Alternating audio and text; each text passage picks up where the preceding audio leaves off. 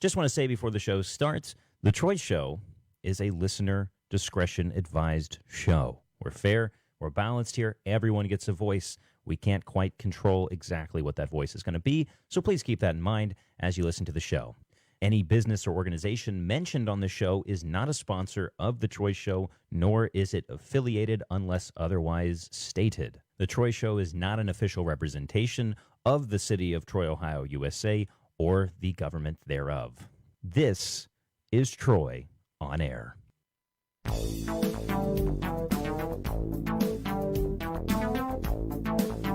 Hey, I think we got it. I guess the fourth time's the charm.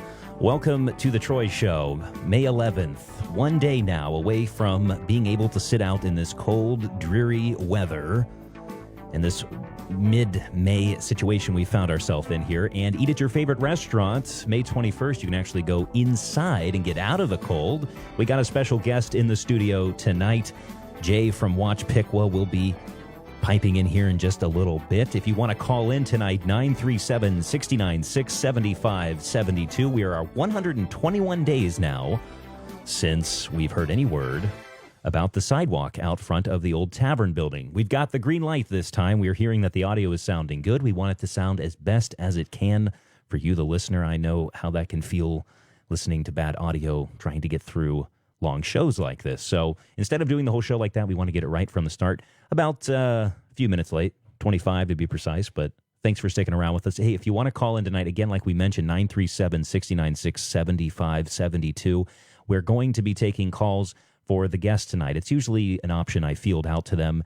Some people aren't as good with taking radio callers on the fly, so I don't really want to pressure my guest too much. But tonight, Jay has elected to take phone calls tonight, so if you have any questions for him, that's 937-696-7572. The way that you will be able to tell is that we've got the lower third down there with the phone number. So as long as we have that up, the phone lines are open, and as long as we're live, if you try and call it outside of the show, you're just going to get greeted with, I think it's like a beep or something like that, but I've never tried it as far as that's concerned.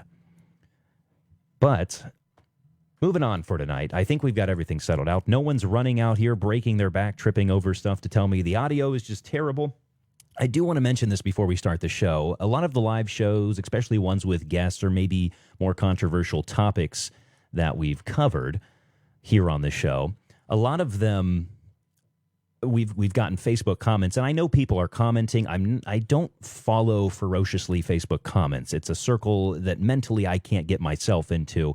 So when we do the live show, and I've stated this a few times before, but for the folks that don't have a chance to catch up with the show here yet or listen to every single word I've said an hour that I've done on this show, we don't monitor the Facebook comments here. We're trying to think of ways that we can do it without disrupting the format, but sometimes people will fire so many comments off that we just can't keep up with it, and it would distract and take away valuable time from our guest and the format. So that's why we do allow you to call in directly to us. So if there's something that you need to get off your chest, we've got a 1-minute guarantee here that you're not going to get hit with the kill switch.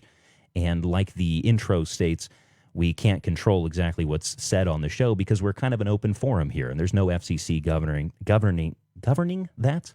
Okay. Thank you. So that's kind of the rule of thumb here with the show. But you're more than welcome to join our Facebook group over at facebook.com/groups/Troy, Ohio Citizens.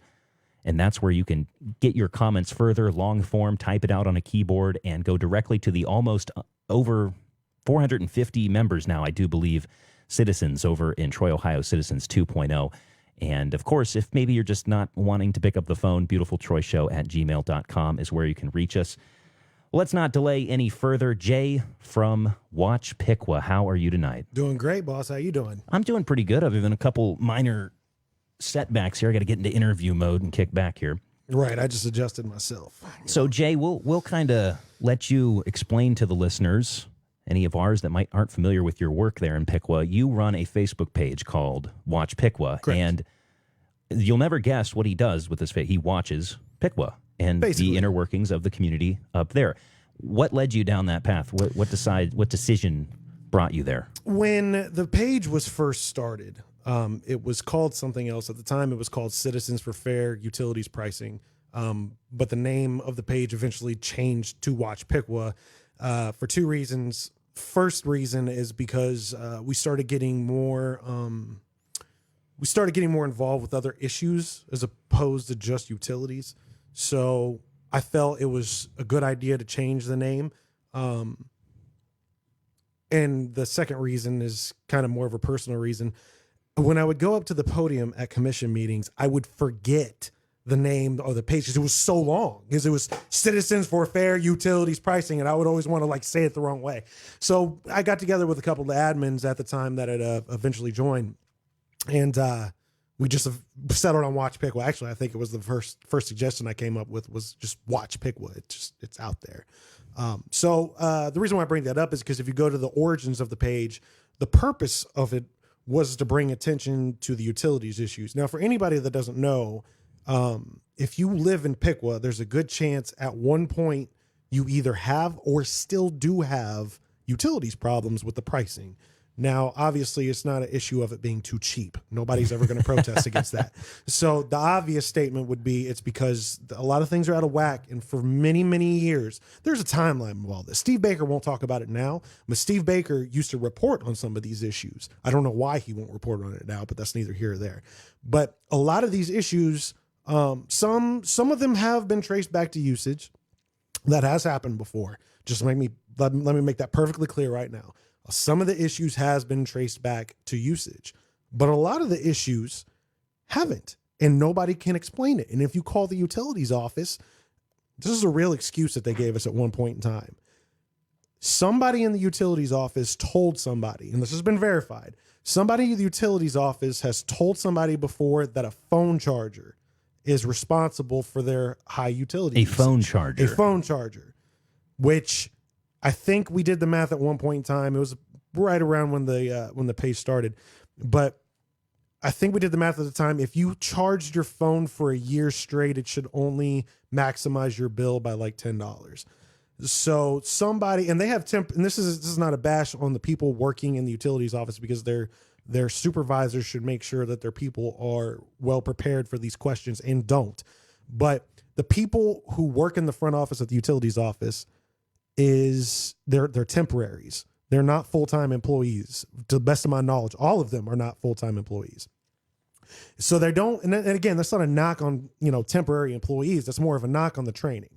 The training is not there. They tell people things all the time that, is inaccurate. For instance, last year, and we'll dive a little bit more into this later, but last year my group got a new piece of legislation passed where the city of Piqua is going to allow the word is still being worked on, but the city of Piqua is going to allow free pool fill-ups one time a year without, right now it says wastewater. There's no wastewater charge. We're working on getting that language set up. But the point is that we got that legislation passed, and now with all the pools closing, people are obviously going to be buying their own personal pools so they can do it, at their own leisure at their house, and they don't have to. Obviously, it's not that they don't have to worry about going to a public pool; they can't. So, and this is just a Piqua anyway. I don't know about the pool status in Troy, but so people are going to want to be taking advantage of the legislation we got passed. I've been getting messages from people saying that the people at the utilities office don't know of this legislation. This got passed back in July. So there's been plenty of time to get people acclimated with these rules. But they haven't informed. They haven't either informed it, or they don't want to. This is going to be a conspiracy part, but whatever. They don't want to inform people of it. And it's one or the other. I'm not saying it's one or the other.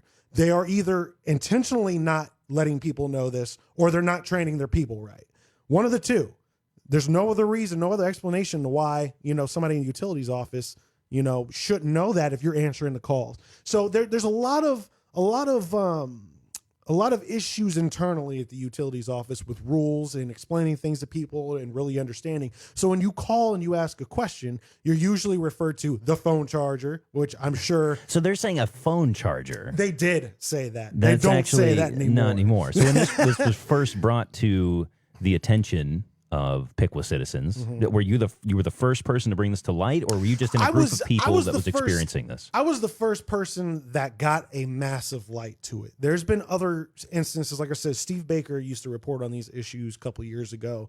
One infamous in particular, I don't remember the exact year, but it was years and years and years ago, where somebody got $1,000 phone utility bill and they couldn't explain it, and it blew up.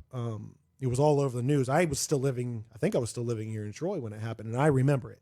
So these issues have had certain little lights on it, but it's never been followed up on. And whenever they tried to get a hold of the utilities office or the city manager, Gary Huff, or whoever it might be, it was a stonewall. Man, I've seen that Gary Huff is just under a lot of fire right now. We'll get to that.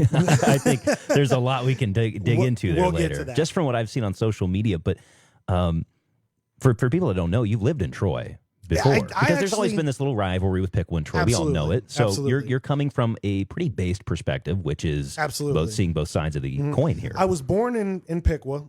I think my mom said we only lived there for about 3 weeks, and then we moved to Troy. So up until about 4 years ago, it'll be 4 years in October, I lived in Troy for a good all but 2 years of my life, except for the years I've lived in Piqua. I never really, and this is going to sound weird, but people who know me will know what I mean. I never really felt like I fit in here. Troy was a very different place when I was growing up. Very different than it is now. I actually admire a lot about Troy now than I used to when I lived here. We've had a lot of expansion in the last 4 years. Absolutely. The city it looks immaculate now. I was just driving around here last week and getting some stuff for 2 days ago for Mother's Day.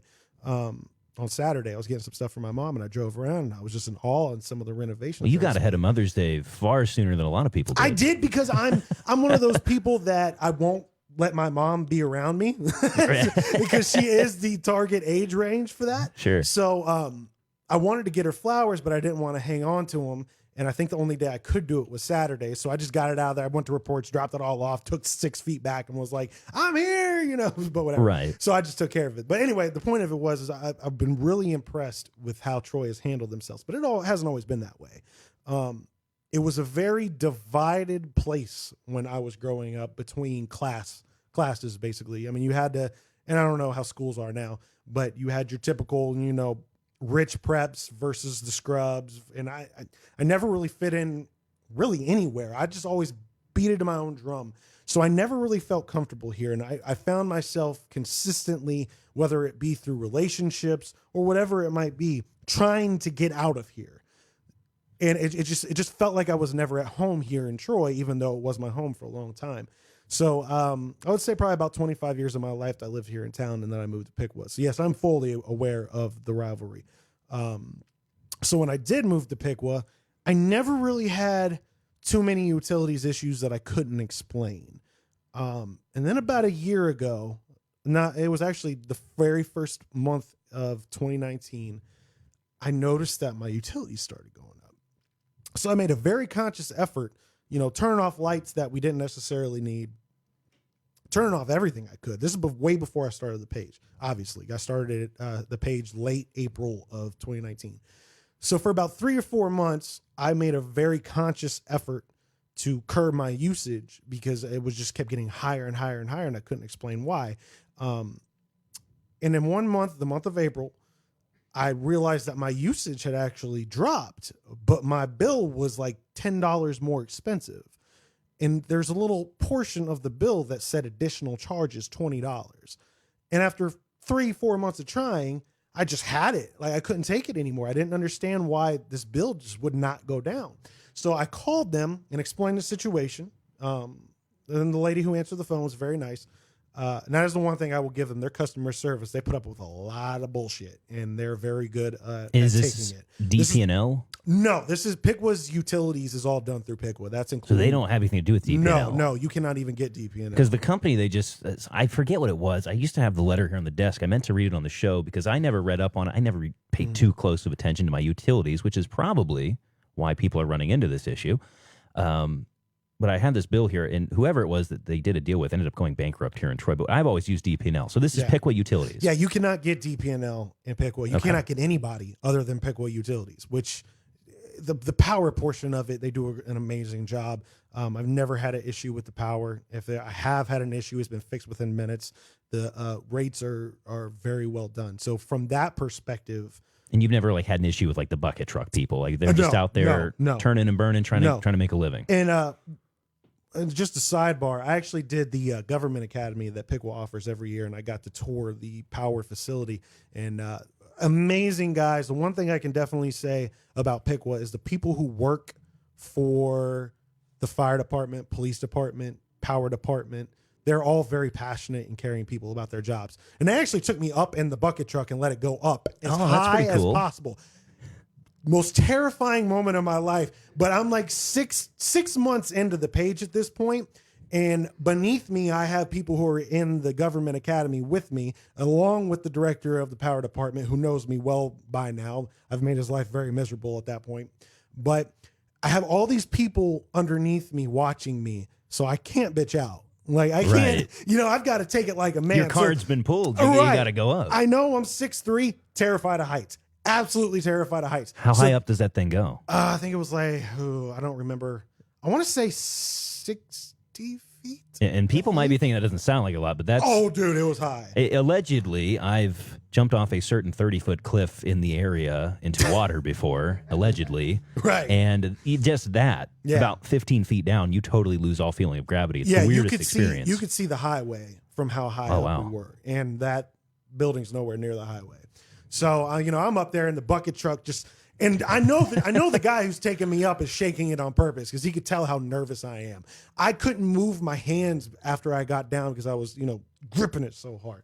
So I have a lot of respect for a lot of what those people do, and a lot of that comes from the fact that I went through the government academy and really learned about it. But anyway, back to the original point of all this is, yes, Piqua has their own utilities department from everything. Water, electricity, everything is run through the city. So I couldn't really figure out why this was going the way it was. And so I called the utilities department, talked to the lady on the phone, like I said, and I couldn't understand why it was more expensive when my usage was lower. And she explains to me that the additional charges was the reason why it was more expensive. And I'm like, okay, well, can you explain that to me? Obviously, additional charges, $20. Of course it's going to, add to the bill. Duh. But, she explained to me I got charged an extra $20. Now I should explain the policy. If you pay with a debit card, the city gives you X amount of days before they shut you off. I think it's, and that's to allow for the charge to pend. It's with your it's a bank. 2-day processing fee or a 2-day processing time, basically. Yeah. If you pay it on your last available day, and Piqua Utilities is not like everywhere else. You don't get a month, an extra month before, they shut you down. You have a certain date, and if you don't hit it by that date, you're shut off no matter They're what. sending them out that day. Yeah, they're sending them out that day. If you do not pay by 5 o'clock, the very next day you will have your utility shut off. So you learn when you live in Piqua, you learn to ride that system since you have such little time. You basically adjust for the late fee. So I obviously followed suit and adjusted for the late fee. And I never really paid too much close attention to my bill until I was actually paying close attention to my bill.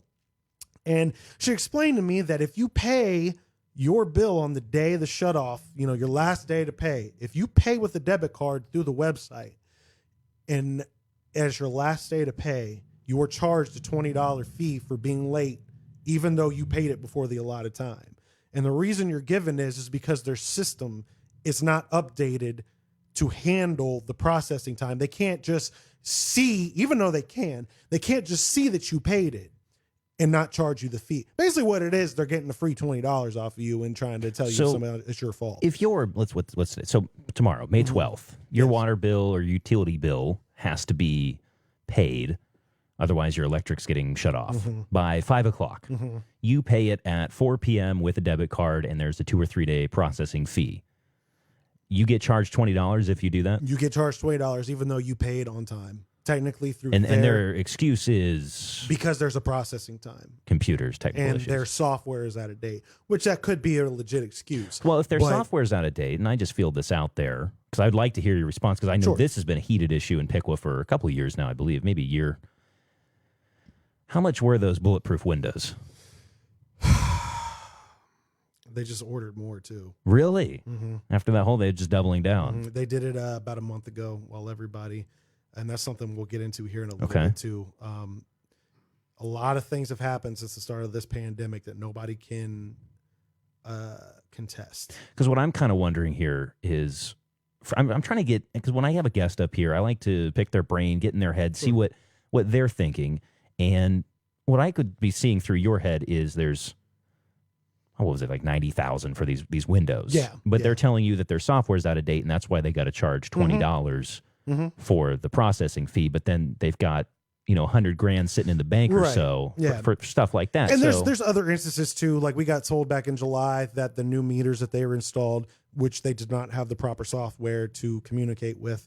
Back in July, the old Mayor Casey told us that they fully expected for the software and the meters to be communicating by the first of the year 2020, and it is now May and still nothing. So to try and play devil's advocate for these people in the office, Sure. and try and give them a little bit of a voice here, and we'd always welcome any of them up here just the same as you, to tell their side of the story.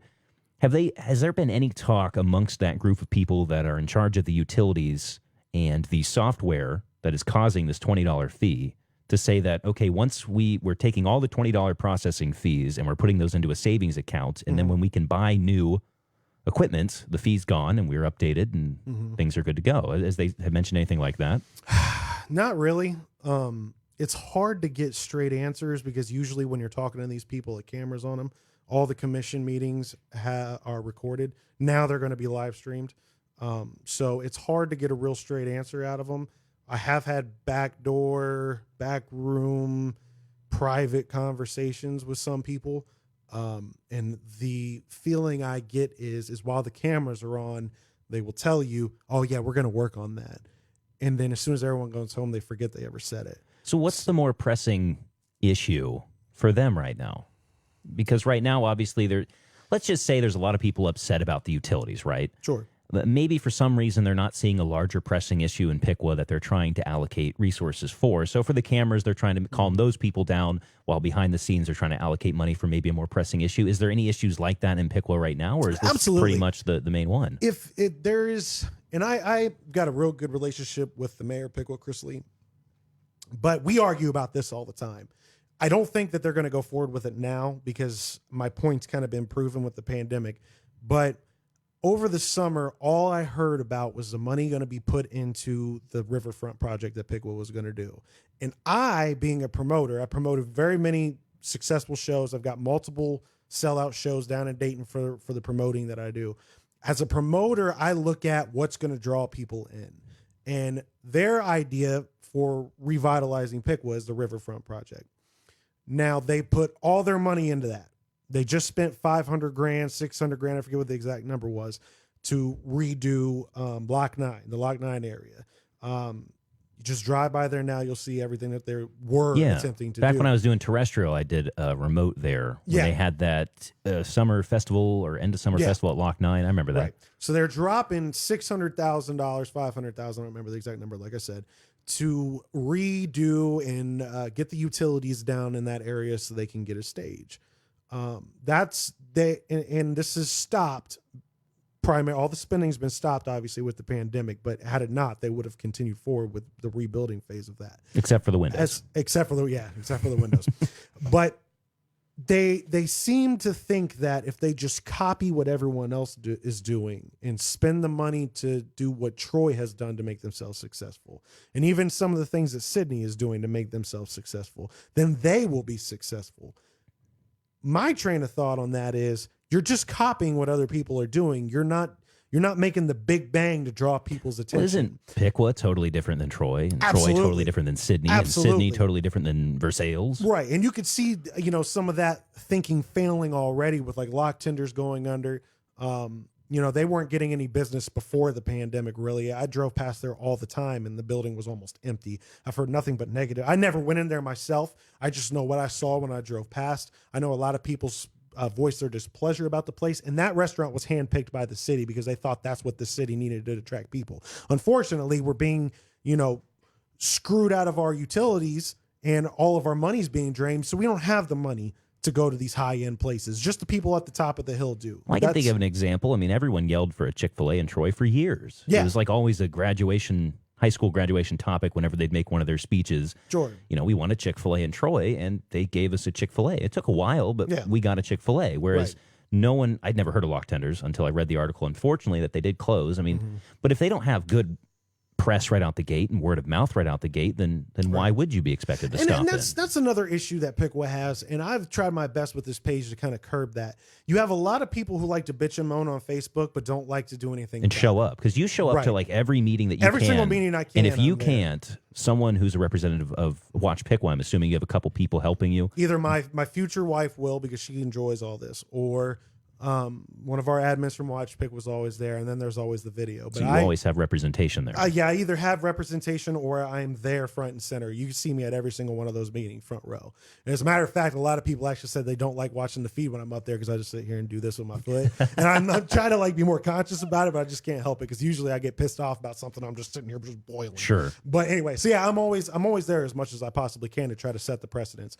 But at the same time, Piqua has a really bad problem with people just liking to get on there, and I deal with the same thing myself, which is why I try to make the extra effort, to not just bitch on Facebook. If I'm going to say something about it, I go do something. You practice what you preach, essentially. Exactly, and that's why I went through the government academy. Sure. Because everybody was telling me that I had the wrong, and I did in some ways. I had the wrong impressions of the Piqua government and how it was ran. But a lot of people kept saying, "You don't know what you're talking about." Okay, well, I'm going to go to the source, and I'm going to know what I'm talking about. Yeah. And, so I try to set that precedence of, doing what you say. But at the same time, I also do, and this is a very, an issue a lot of people don't like, and they view it as censorship. And I really don't care. If you come to the page to disagree with me or something I have to say or something that someone else has to say, that's fine. If you come there just to spout off whatever you want, I ban you from the page. Mm-hmm. And I usually do like a mental 3-strike rule. Basically, if I see your name once doing it, okay, I leave it alone. If I see your name twice doing it, then you've got my attention. Then the third time, you just get banned. Some of the more comments are more extreme than others. But for instance, there's somebody that was on there recently that a lot of people, it doesn't happen so much anymore, but a lot of people used to come to the page and say, you need to get PUCO involved in the utilities issues. Well, the problem with that is PUCO doesn't have jurisdiction over municipality utilities. So it doesn't apply. So I ended up getting a phone call with, I think his name's James Ryder from WHIO about the situation. This was before the pandemic, so it's kind of fallen apart since then. But we were going to do like a sit-down interview, I think, is what he wanted to do. And I had somebody on the page said what I said that people were saying about PUCO. Why don't you call PUCO? Somebody got on there and started running their mouth like, that's the winning ticket. Nobody needs to talk to the media. The winning ticket is calling PUCO and getting them involved. And I just responded with, well, they don't apply. We've already looked into that. And of course, I didn't get a response back. Sure. After they were proven wrong, they just bail out of the conversation like they didn't see it when I know they did. And they just continue to do little like small, and it's information that isn't hard to look up, things that you could figure out on your own. But people they're so obsessed with reading the headline. That's the culture. That's what I was about to say. I think there's a lot of headline grabbers there anymore. There's so many people that don't click the article. They just read the headline and take it as fact. And it's the same mentality now. And it's the same thing we have the issue with the damn casino in Piqua. If you're watching this, there is not a casino coming to Piqua, Ohio. Okay? There's not. Never was, never will be. That is case in point right there of the biggest issue. Us as a complete society, not even here in Piqua, us as a complete society need to start clicking the actual link instead of just reading the headline. A fake new, literal. It's Bugle Caller doing those, right? They're hilarious. Literally, they're funny. They're a satire webpage. Yes. That people take seriously. And hence why there has been a year-long campaign of being asked from people like me, people at the city building still get it, and we all in unison are just so frustrated with the entire situation. People still think there is a casino. They still think the mall's closing. They still think the mall is closing and article. it's going to be bulldozed and a casino is going to go in its place. And it's one of the most frustrating things ever because all you had to do is just click it to know it's a joke. Well, we proved the point pretty well.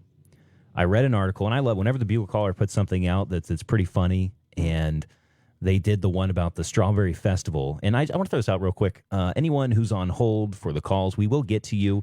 I can't immediately just pick up the phone. We got to find a place for it here. So listen to the show while you're on hold, 937-696-7572. We will get around to your calls. But I posted the article that the Strawberry Festival had been rescheduled for winter. Obviously absurd and funny. Right. And they did a fake image with the snow over the two strawberry mascots that were out dancing. And when I posted it to the Troy Show Facebook page, I literally put in parentheses satire underneath my comments. So Right. it was some pun like the Strawberry Festival, and I put satire under it. We had tons of people in the comments saying how ridiculous it was. It's not going to happen, et cetera, et cetera. They were trying to call us out for that. And then we got on the show the next week and explained it, and I haven't really heard much since. But it's amazing how you can actually put the word satire. I could have put a giant capital text, "This is a joke, do not take this article seriously," and someone would have thought that the Strawberry Festival was actually going to be held in winter. Absolutely.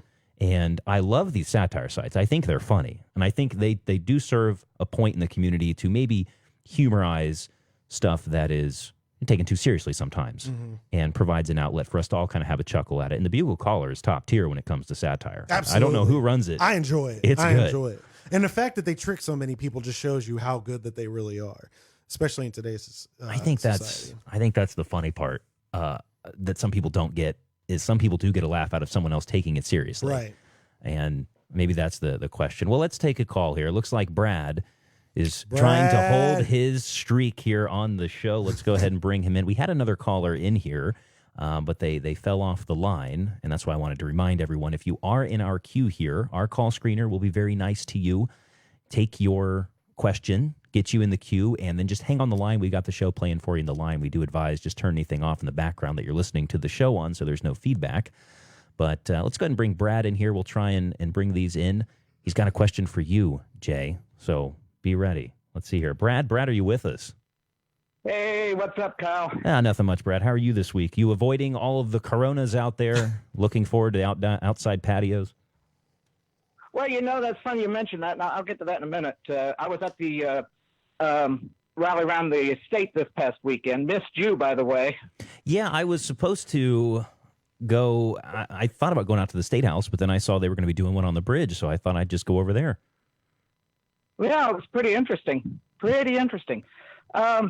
Roman, how are you? Good. How you doing, buddy?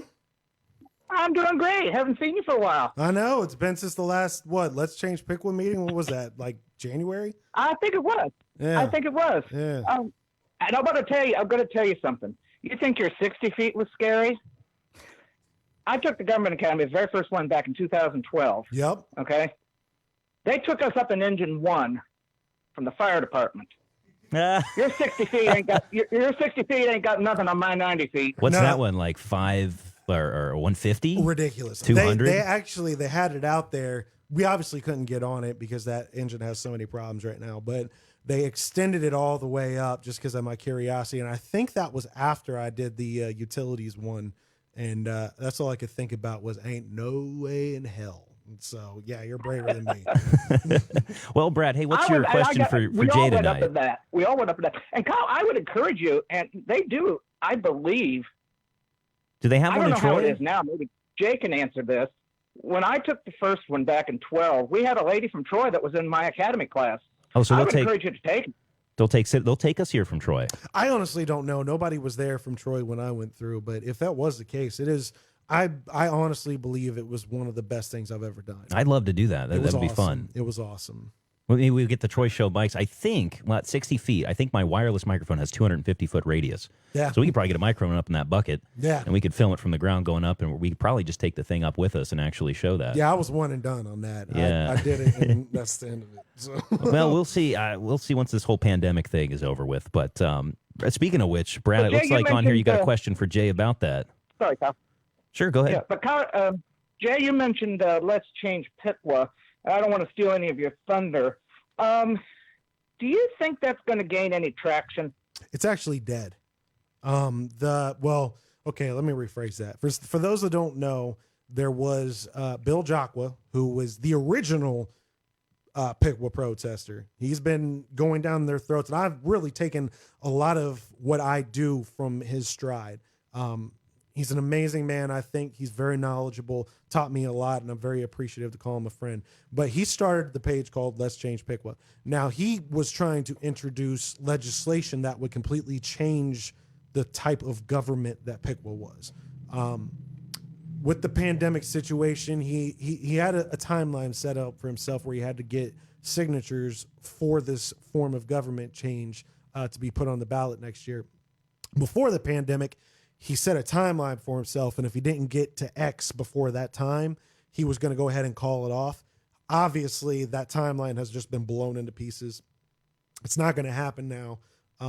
He is working on some other things. I don't want to steal his thunder, so that's not my place to say it. But he's working on some other things that I think will work out just as well without having to go through the form of government change.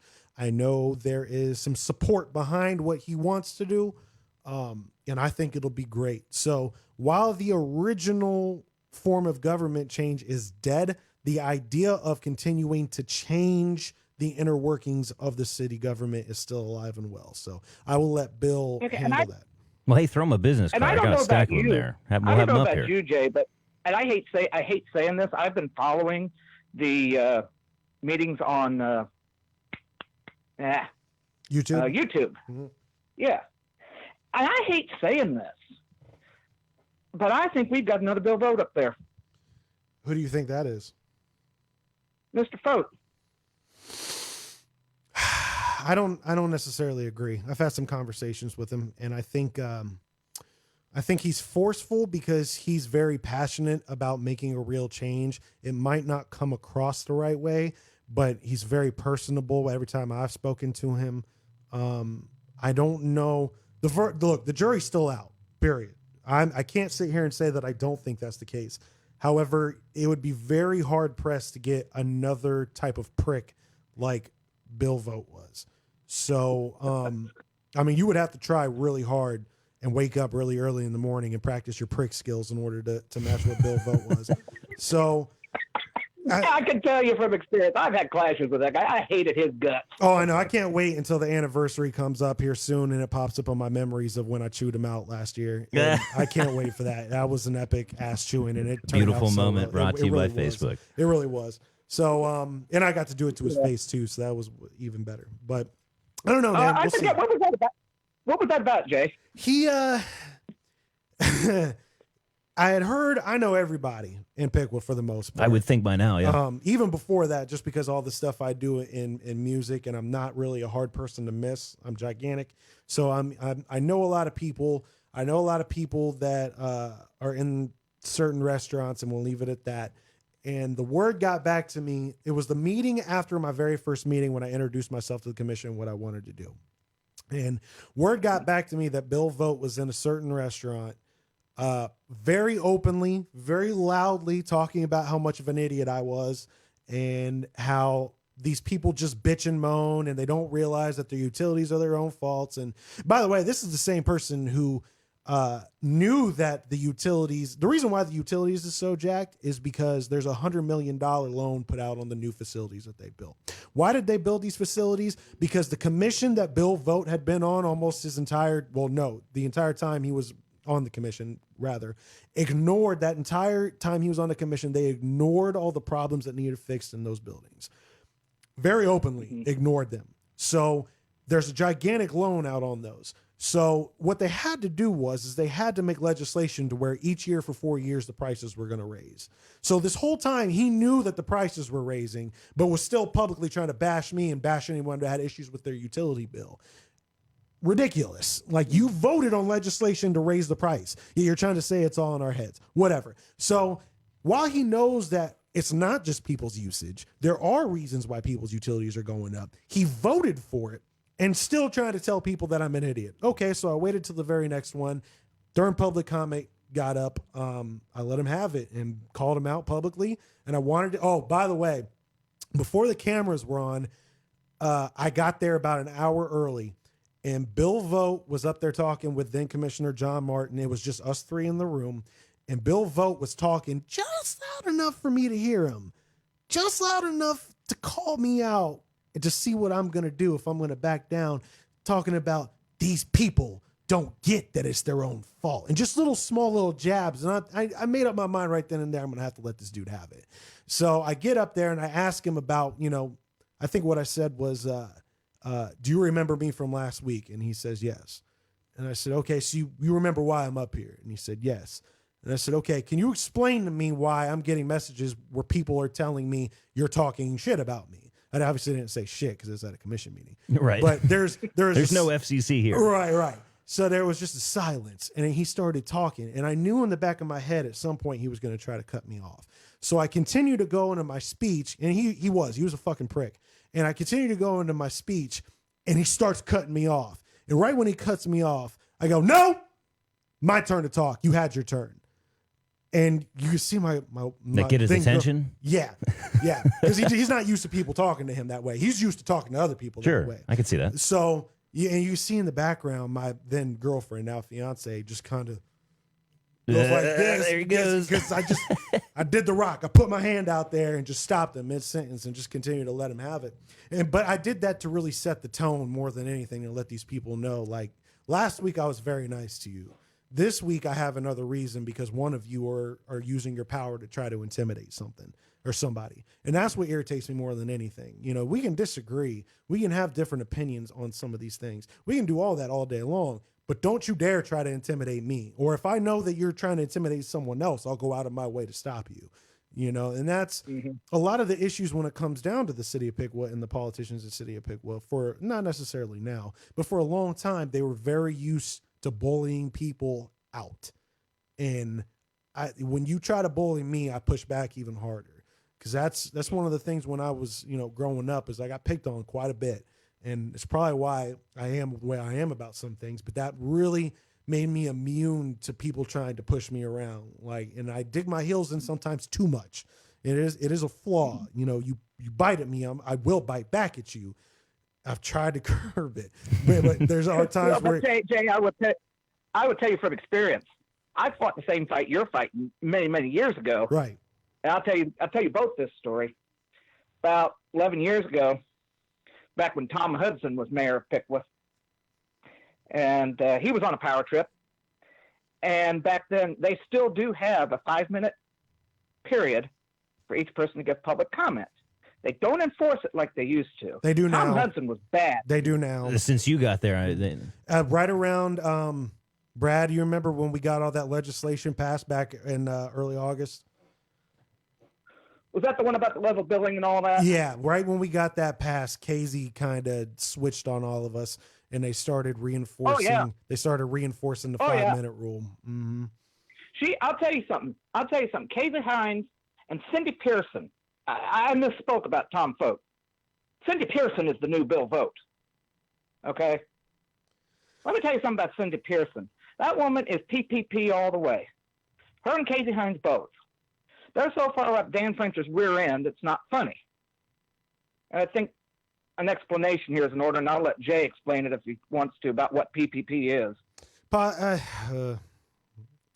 Well, before we get into that, Brad, we got to let you go here, make room for some other callers that might want to call in. Yeah, but sure. We do look forward to hearing from you, hopefully next week again. And all right, you can tell me a little bit to about listen. your experience at that rally out there. Will do. Hey, Brad, thanks for calling in and listening. And I'm sure there will be a lot more to hear as well tonight. Have a good one, Brad. See you, buddy. All right, thanks. See ya. So what is this that he's talking about? PPP stands for Positively Promoting Piqua. They can be, and Brad has a specific experience with them. Mine wasn't as bad, but when Brad and his group a couple years ago tried to get the entire commission except for John Martin thrown off the board, this group called Positively Promoting Piqua popped up. It's not fair, but it is fair at the same time. Excuse me, to call them a propaganda squad. Basically what they do is, and that can be taken positive or negative, I guess, any way you want to look at it. But they basically, my experience with them was once some of the things we were trying to get past got past, and some of the doors that were wide open for us started getting shut. Some of the communication doors started getting shut. The tone started to change.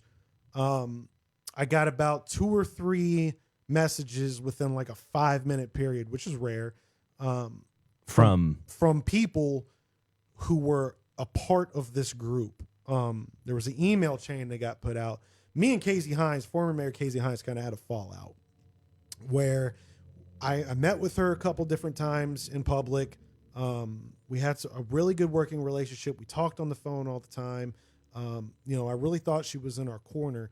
And then literally the day they got the legislation passed, I could just feel something was different about her.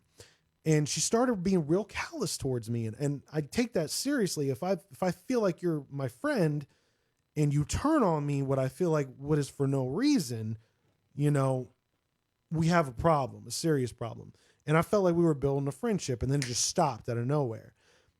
What ended up happening is Piqua Savages got involved, and a lot of negativity towards her started coming out there once I started publicly, because I'm as honest as I can be with my followers on my page. If somebody is being, doing the right thing, I will give them props for it. If somebody's not, I will do the opposite.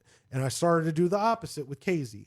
And then one day, what I was kind of building to, I got a message from 2 or 3 people at one time who were a part of this email chain.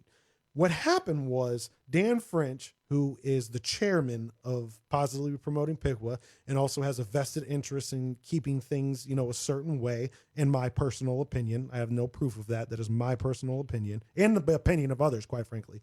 But he's the chairman of this. He sent out an email to all of the people in this email chain that was basically a representative. He was a representative for Casey's husband, Joe Hines. And in this letter that Dan French sent out to everyone, it was hi, I'm Dan French. This is a letter from Joe Hines.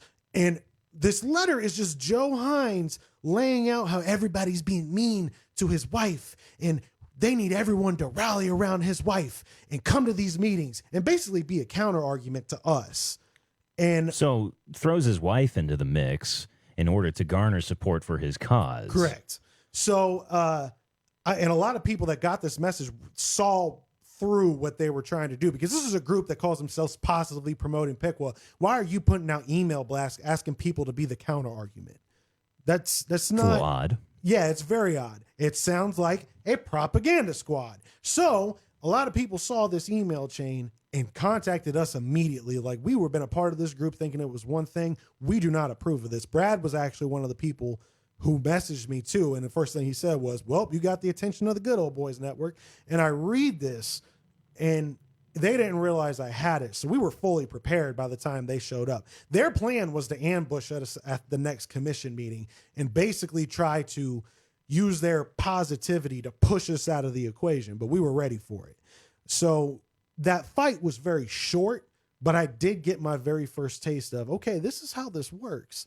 Once you start making some real waves, they send people after you. Well, I think a lot of people perceive their local city governments as just, and this does not apply to everyone. This is a very blanket statement that I'm making, but a lot of them just perceive it as, well, they're good people. They're just in there. They have no interest. They perceive their government as just like robots. They have no personal interest in anything. Mm-hmm. But you got to remember, like, these council people, they have brothers. They have people who are sisters or family members, cousins that have businesses in the town sometimes.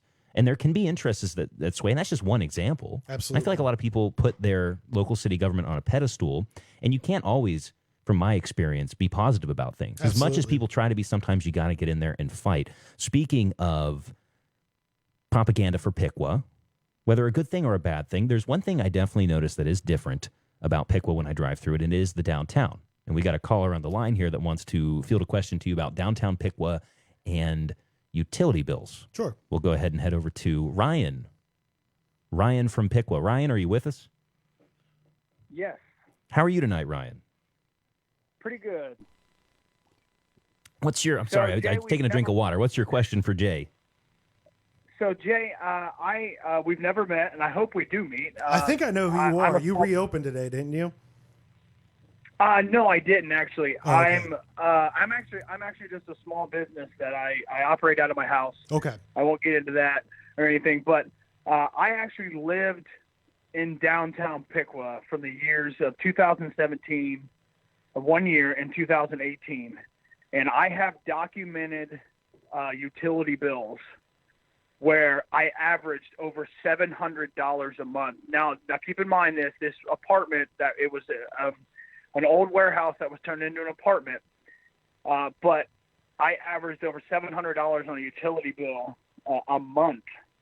and I actually have a documented utility bill that's $1,300 from the city of Piqua. And I did not know that you existed, well, what you do now, but I knew of the Watch Piqua, and I appreciate what you've done is that shining the light that needs to be shined on this utility office, because where I come from and where I stand at on it is I believe that the utility office is one of the biggest monopolies in this Miami County. I'm just calling it Miami County because of the simple fact that they could not give me straight answers. And I've heard some of the excuses that you've been watching almost since the show started, but I'm in the same boat with where I heard so many excuses of have you checked, have you checked, have you checked, and it just got to the point. So have you? I guess my question is that have you heard other businesses, especially the downtown area, because that's where I was at, and I can't answer for everyone else. But have you heard any of these, small businesses or talked to any of the small businesses that had major utility issues? I'm actually glad that you asked that because that's an issue that I don't really talk about too much. Because if anybody ever contacts me and they start off with, please don't put my name out there, it is a golden rule for me that I won't. I never have and I never will. I would keep the secret from God himself if I had to. It's how you build trust with people. So I will not name specifics, obviously. But yes, to answer your question, the short answer to your question is yes. At the same time, you see how you came to this and you said, I'm glad somebody's finally speaking out. And you've noticed this for a while. And a lot of people have noticed this for a while. And again, I don't want to demonize anybody here.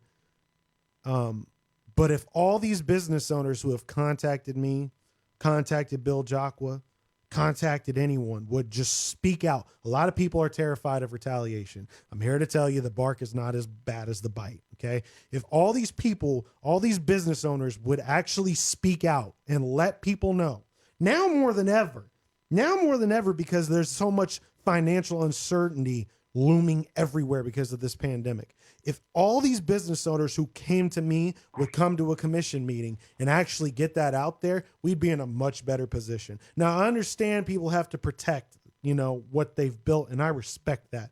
I really do. However, there has to come a time where you go, am I going to continue dealing with this? Kind of like with the protest now, regardless of how you feel with it. A lot of business owners are feeling like they have to protest, okay? This is kind of the same predicament.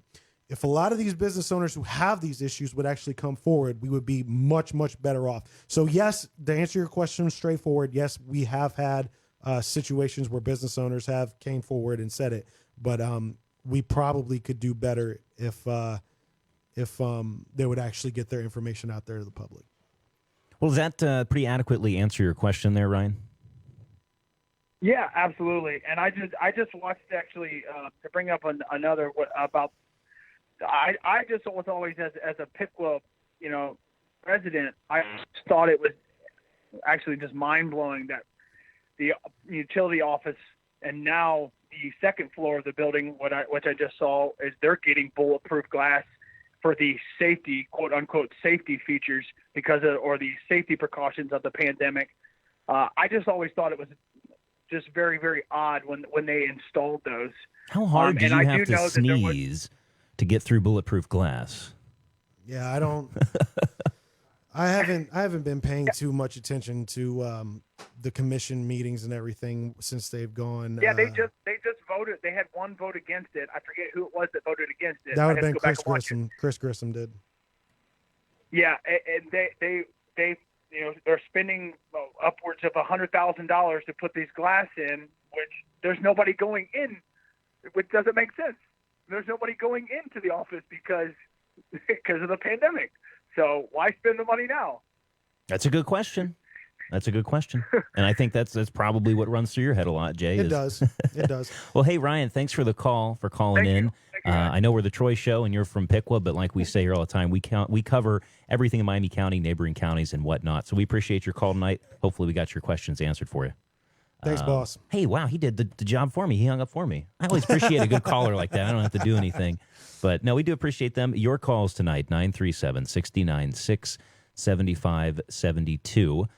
If you forget the number, we've got it there on the live feed if you're watching along with us. We've got Jay from Watch Piqua tonight. We're kind of discussing the inner workings of Piqua tonight and going over some stuff about that. So he is here right now to answer your questions. He has graciously cleared his schedule for us to come down here to the Troy Show and discuss what's on his mind. Now, I wanted to give you some examples. This was a story that happened years ago here in Troy, and this was not malintent by the city by any means. Nowhere near the level of what you're dealing with, but how some things like this can slip through the crack. So my parents have lived in this city since the 90s, late 90s, and this is where I was raised and have grown up. This is my hometown, and I've only lived outside of it for 10 months at one point. Mm-hmm. And it was a summer, I want to say right around second grade, third grade, somewhere in there. We got this big inflatable pool. What is that, Intex? Something like that? Yeah, something like that. We got, Zach's our video switcher tonight. Nathan was out. He was late at work tonight, so we got Zach over there. And I know you had something you wanted to say here in a second, and I'll turn your mic on for that once we get this out here. But what had happened is our neighbors used to haul for NASCAR. Mm-hmm. So they were gone usually 3-4 months out of the summer, prime swimming pool times. And our other neighbor had a well. So they put this pool, it was probably a couple 1,000-gallon pool. Sure. And our neighbor had offered to put their hose in from the well water, so that's free of charge for us, and he doesn't have to pay the city. And then we used half of that.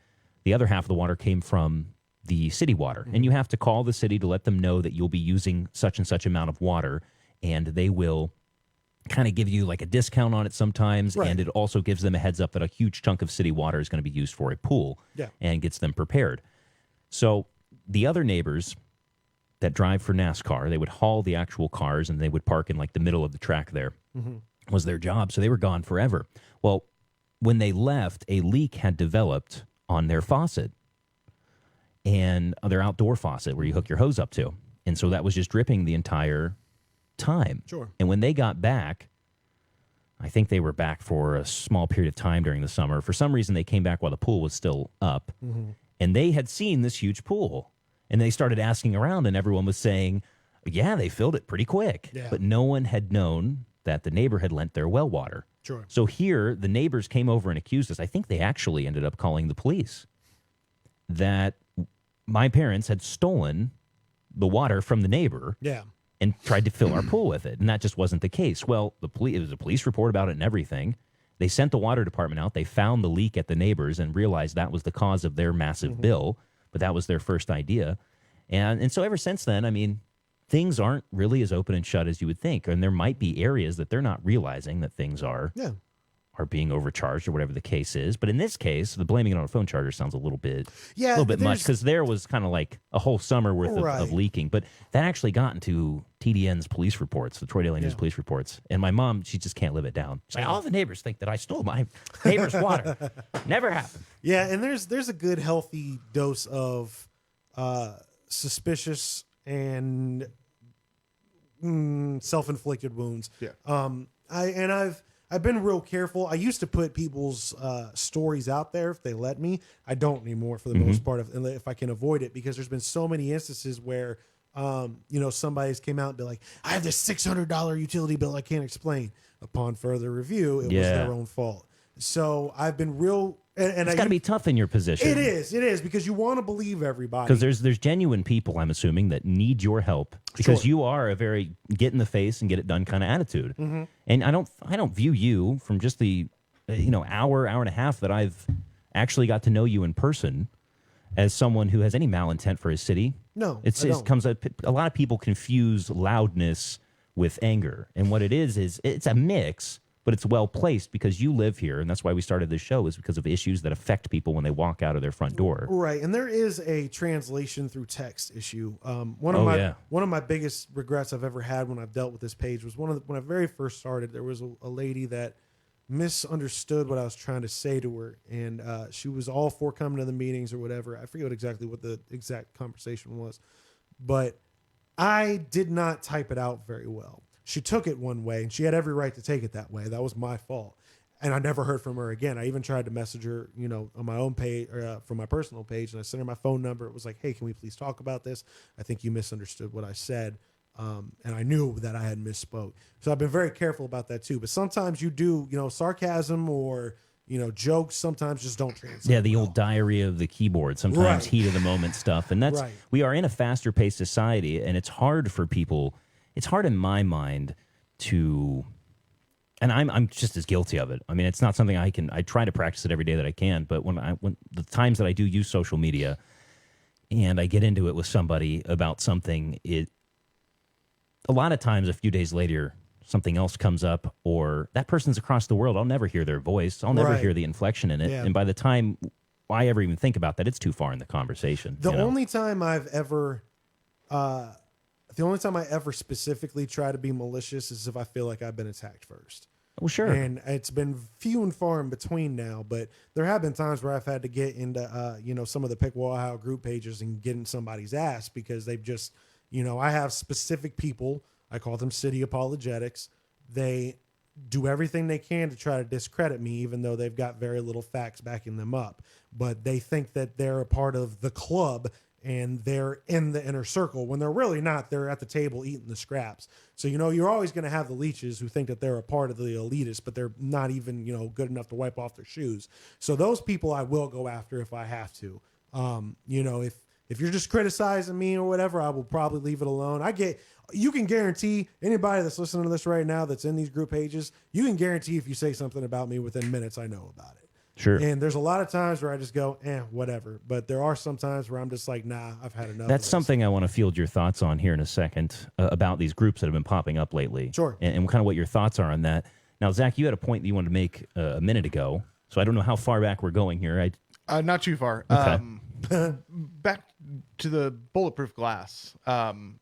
I can speak from experience. I keep forgetting this mic. Yeah, that's the one mic that Yeah. you really got to get up on. Yeah. It's the 58. You could drop it Right. from a helicopter from 60 feet and it'd be fine onto asphalt. But God forbid you get off the mic a little bit with that one. So speaking from experience of not only working for a very certain glass company who I won't mention names, and installing bulletproof glass, I would be curious to see what the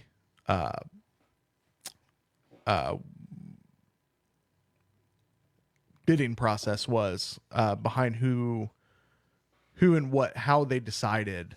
What they do, and this is just from the government academy that I went through, and this is just me remembering it off the fly. But what they do is they're a part of a website. I can't remember the name of it, but they just put projects out there and people bid on them through this website. And apparently, it's a pretty well-used website that a lot of cities use. And they just, I would assume, pick whoever's cheapest or whoever they feel, could do the job. What is the deal with that? Because we've got these courthouse renovations going on out here. This, what you're seeing out this window when the curtains are open, is $3.1 million in 2 phases. Yeah. And that seems pretty steep.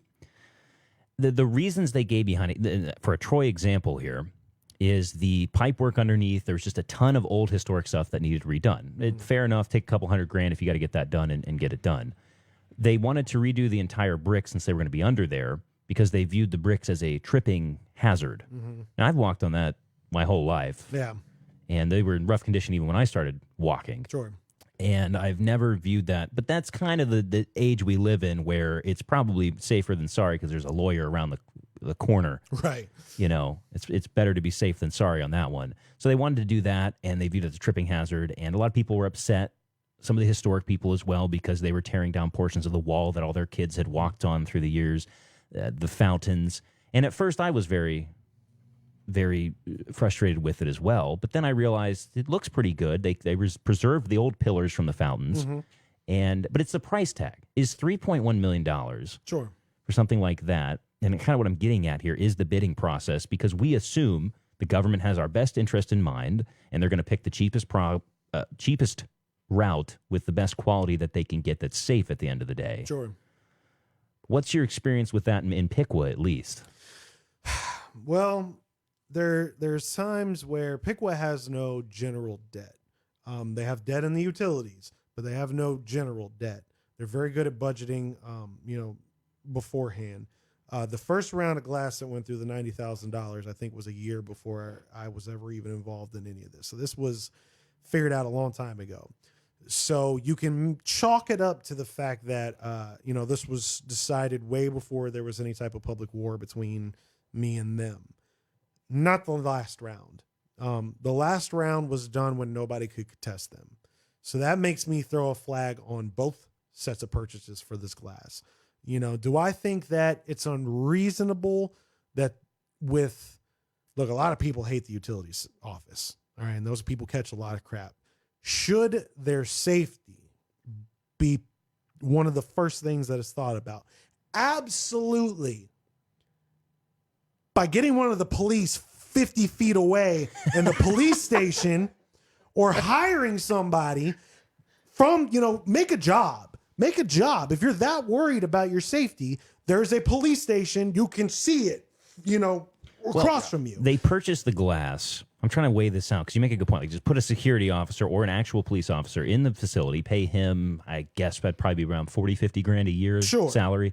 And then, but if you took that route, that's 50 grand every year as opposed to the bulletproof glass, which is 100 grand one time in that ballpark. Right. So I get that side of it, but there is a police station right there. Yeah, that's what some people don't realize is the fact that there is the police station is right there. I've been with a buddy when he changed address, and it's right there. Mm-hmm. So is it true, though, from what I've heard from what a friend that lived in Piqua told me a long time ago, that Piqua has the largest police fleet in the Tri-County area?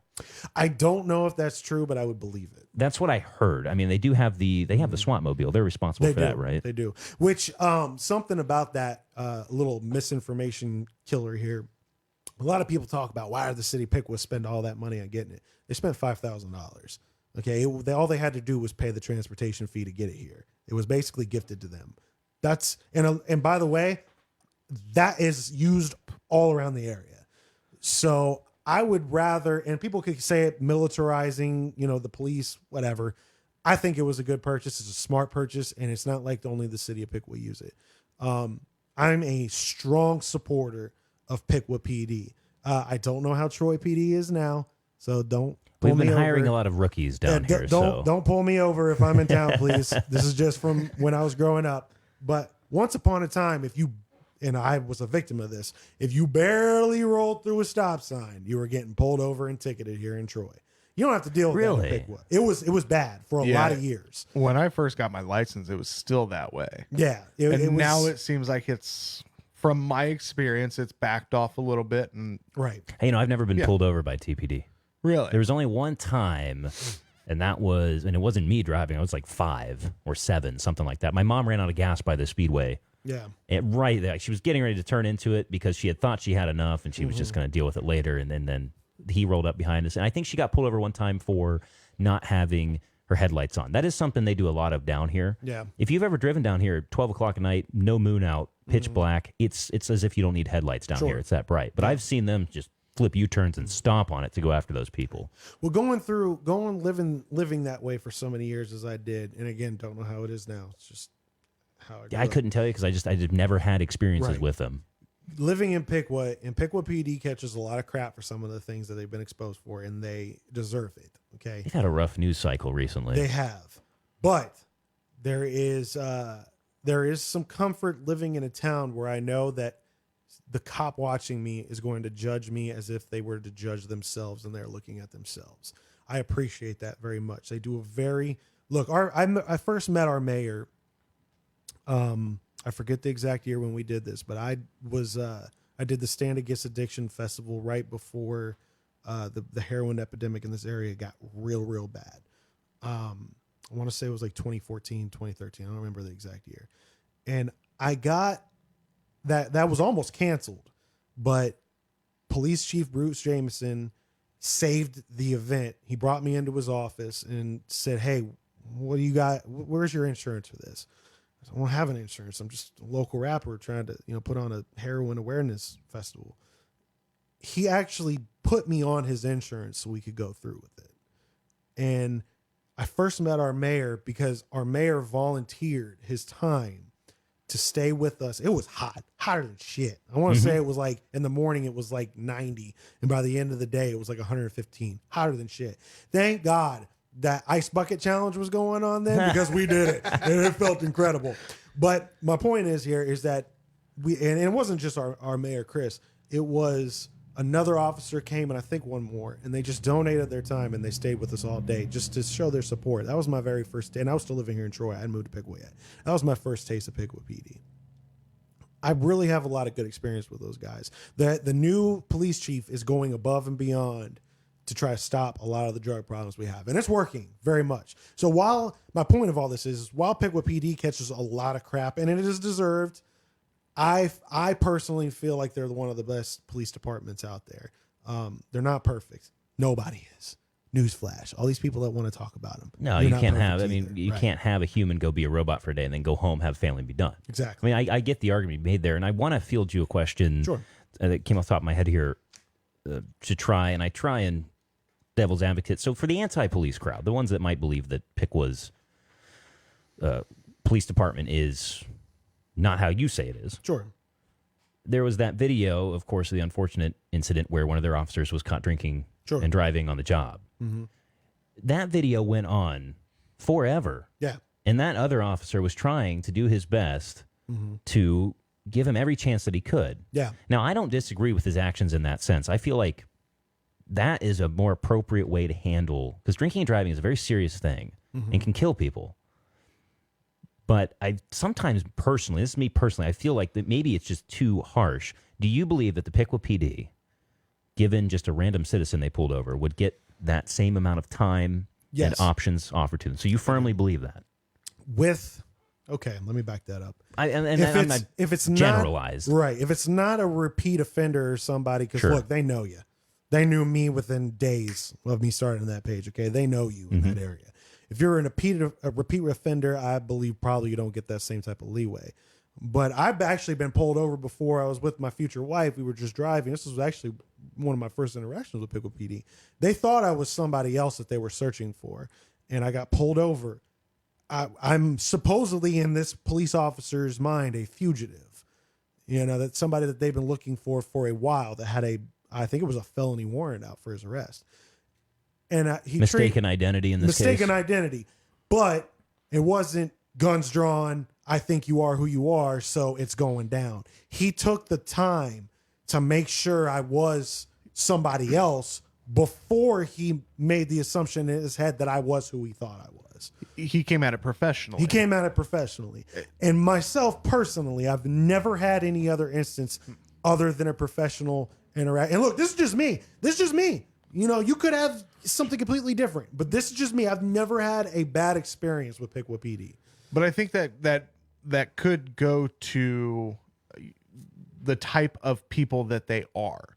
Yeah. Where it's not all about, we're going to police the living shit out of you for no apparent reason. It's, hey, we want to be courteous and professional because we figure if we do that, you'll do it back to us. Right. Well, here's my thoughts on that. And if you have thoughts, 937-696-7572.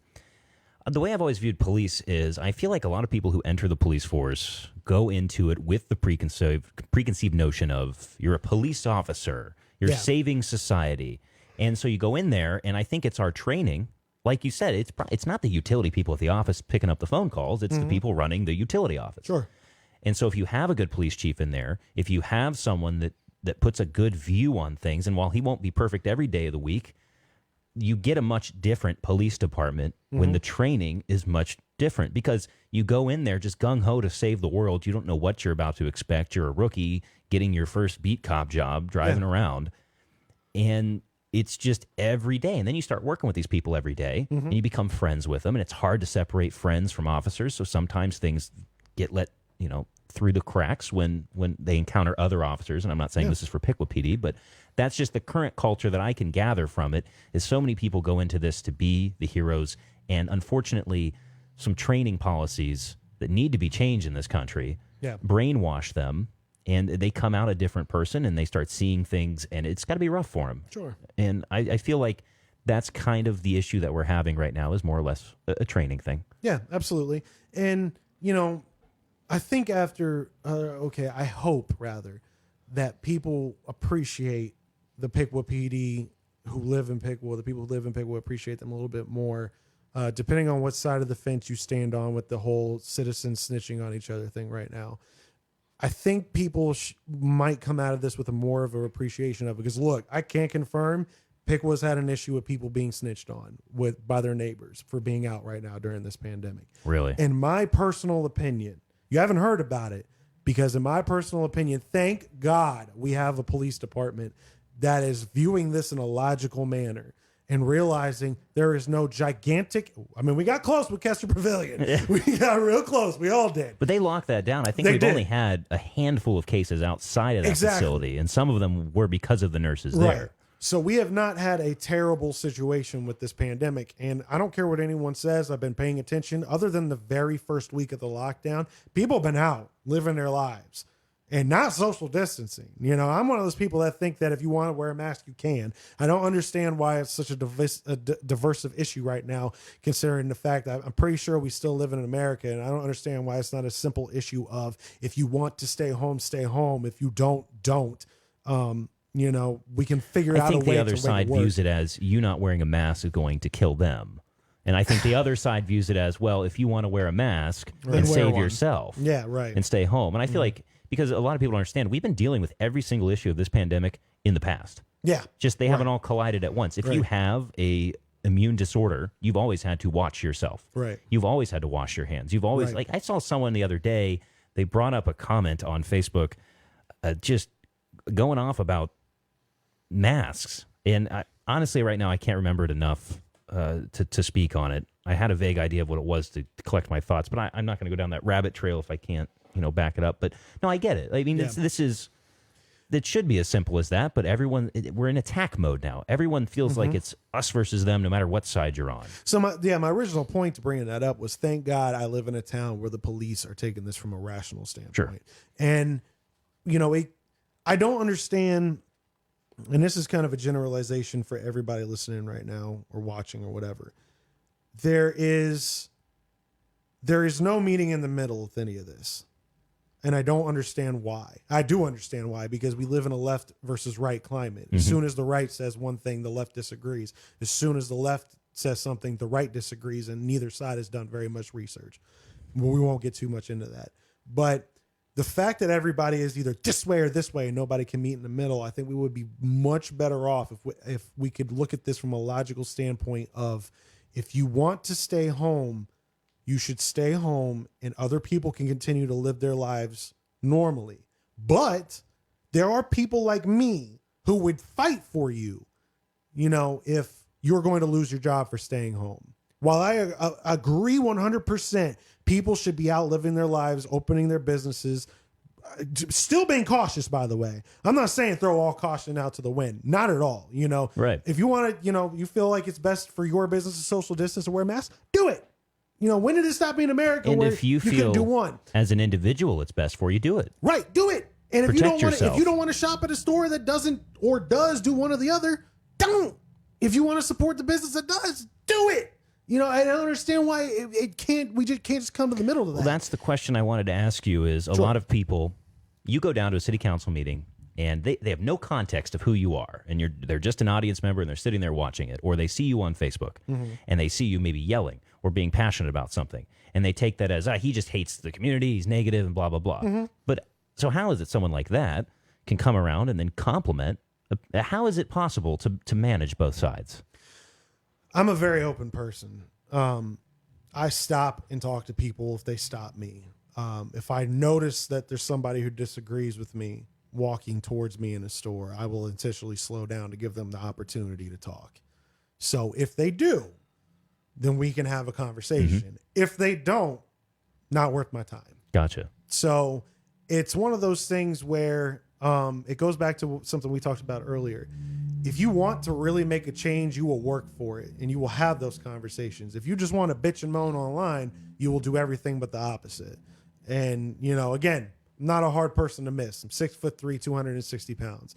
Okay. You're going to see me out in public. The bald head, you know the face, if you know anything about it. So you know who I am. You have the opportunity. Anybody has the opportunity to stop and talk to me. I go out of my way to make sure you have that opportunity. And look, I don't have a problem with people disagreeing with me. And that is something that people either don't realize or fail to want to realize it. I brought 2 other people with me onto this page, the Watch Pickwa page, 2 other admins, for the specific reason of disagreeing with me. I brought them in because I was going out of control and going off the deep end, and I needed somebody to tell me, hey, knock that shit off. It's always good to have someone to proofread Exactly. or just a second pair of eyes. Or there'll be a situation where I will make a post. Like I said before, me and the mayor have a very good relationship, and he will message me and be like, "You're not right about this," and I will adjust it. And that's I will ask him. It's good to have. It is. I will ask him, "Is this fair?" before I even make an adjustment. And he'll tell me yes, or he'll tell me no. Now, do you think some people would view that as the mayor has control over you? No, because Because I could see people spinning that. They could, except for the fact that I openly disagree with him. And But they won't do enough research to find that out. 'Cause Absolutely. My original question was kind of based around the premise of someone sees you for the first time and they hear that. Like, I deal with this on the show every once in a while. I'll say something, and maybe I'm not as informed as I want to be, or maybe people view it as I just hate everything Troy, Yeah. or whatever the case is. But there's plenty of times where I go off and compliment and give credit where credit's due. Yeah. Like, I've been on this show, I'm sure I've said things that I disagree with the mayor. I've poked fun. I've poked fun with the city council, but there's plenty of times where they'll say something and I'm on board with it. Right. But it's like anymore, you either have to be for the Troy schools getting their levy passed, or you have to be against it. Well, You can't that's the see both political sides. climate. And Yeah, I it's think crazy. it go- People get sucked into that. It goes back to exactly what you said. It's that right-left paradigm, and it's the same thing. It's like Sydney, for example. They just had another school levy. And Zach's from Sydney, if anyone's wondering. Yes, and it failed. I think it's like the 3rd year in a row now. And basically, everybody's like, "Well, I don't understand. How do you not? How do you not care about the kids?" That it always goes back to that. Didn't Pickwa just get a street levy passed, right? Or did it fail? It wasn't a new levy. It was an extension of a current levy. A renewal. But yes, Those it usually did just go right through. Right. Yeah. Yeah, they did. But that's a good point, Zach. But yeah, it goes back to that. It's not that people don't care for the kids. It's people don't care for the climate of the schooling, Yeah. where they're just blowing money left and right, and there's no one reeling them back in. Once you do that, then you can get said levy. You can know, it's- usually tell if you're speaking to somebody, usually within the first conversation, if this is somebody you can have a conversation where you can both come to an understanding, or if this is just a conversation of somebody who's trying to convince you otherwise of what they believe. So it gets to a point where, and look, I try very hard to convince people as much as I can of my views, but it does get to a point where you just have to realize very fast, I can't waste my time with this person, because no matter what I tell them, they're going to believe what they want to believe. Or maybe their situation in life forces them to believe that. Sure, and that's yeah, just whatever the climate reason around why. them. Whatever reason why. So Because it's like if you're passionate about something anymore, if you throw a view out there and it doesn't align with someone else's, it's like they don't take the time of day Right. to figure out why you might think that. But I mean, it just goes back to the original. It's how we're conditioned right now. Most of us are conditioned. We're conditioned to think my view set it does not have any flaws in it. Therefore, I must fight to the death to defend it. Not realizing that the second that they've picked a predetermined opinion, they're already half wrong. So how do you balance the line of confidence and firm belief in your stance versus, where's that line at where you have to say, okay, I was wrong on this? I go to the extra extent to either do research before I say something on it or adjust after the fact. So I think I've built up enough of a reputation of openly admit, hey, I got this wrong. I go out of my way to make sure if it comes down to that, to say that. Or if somebody takes something I say out of context, I go out of my way. I try not to read comments as much as I can anymore because I usually just end up getting pissed off.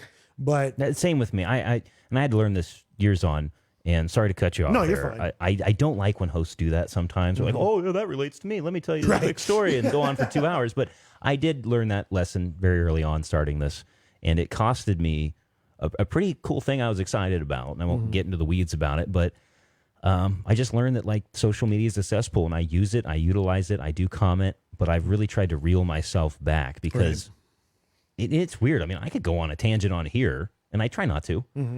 Every once in a while I do, but And also, I could go on one on here. yeah, They never care. Right. If I comment something, it's like it gets screenshotted and just shared everywhere. It's like a Right. permanent trophy on the wall. One thing else People that I won't do, sift through audio. right? One thing else that I do that a lot of well, not a lot. There are some people that don't like, and I alluded to this earlier. Is I do, if a comment gets me enough attention, I will crowd control it. You know, if like I said earlier, if somebody's on there just looking for a fight, you're not going to do it on my page. And one of the reasons why, and this might be a good segue into one of the topics you wanted to talk about, is because you can go to any of the 500 Pickwell, Ohio pages and do that. My page is about making some type of change. Now, if you want to come, like I said, and disagree with me, I welcome that. That's fine. Doesn't bother me. If you just want to say your opinion, that's fine. Doesn't bother me. If you're coming spewing that bullshit, and it's on either side too, I'm very balanced. If you're way too pro city and you're just spewing shit to justify what the city's doing, I X you and you're banned from the page. If you're way on the other side and you hate everything the city does and they can't ever do anything right and the city are demons, you're gone. Do that at the Pickwell, Ohio page. They let you do that there. You know, unless you're talking pro me, they hate me on those pages, but that's fine. It doesn't really bother me too much. But there are outlets of that. And that's something that, you know, I made a post on a couple weeks ago. Is somebody got live on one of the Let's Change Pickwood things. I praised Bill Jockwell for what he was doing, and somebody got on there and go, "At least Bill doesn't keep people from posting their opinions on the page." Well, unfortunately, I might keep you from posting your opinions that aren't even opinions. They're just verbal diarrhea. I might keep that verbal diarrhea off my page. I don't have the power to keep you off Facebook. Why ain't you make your own page? If it's that important to you, if it is that important to you for you to get your opinion out, it takes 5 seconds maybe to make your own page and you can put that opinion out there. That's the thing. It ain't about getting their opinion out there. It's about them bullying people. And Pickles had a problem with that for a long time, where there's a group of people who bully other people. And I actually get thanked for this all the time for crowd controlling. There are some people who don't like it, but there are some people who are, because they feel like they can be a part of the conversation without getting slapped down. And that's on both sides. So if anybody's trying to say, "Oh no, he's being pro city," well, I'm doing the same thing on the negative part of the city too.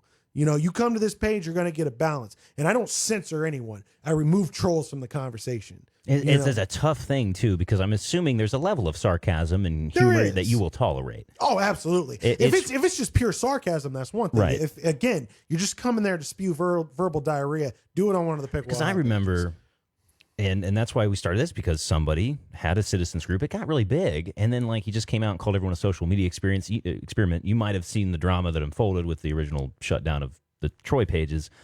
But his mission was for PR for the city. Like, he didn't really want to hear that people didn't like something. So that's why I started all this, is so that both sides could get their voice heard. But, Zach, where was I going with this? Well, what were you just saying there about? Well, I mean, the group pages. Voices on both sides. Yeah, right. And sarcasm. Voices on both sides. So what happened is, I was banned for that group before it was ever shut down, which was just an inevitable date that I knew was coming. But I had made a sarcastic post. It's when all the Bloomberg signs appeared in Troy. We had like a ton of them appear overnight.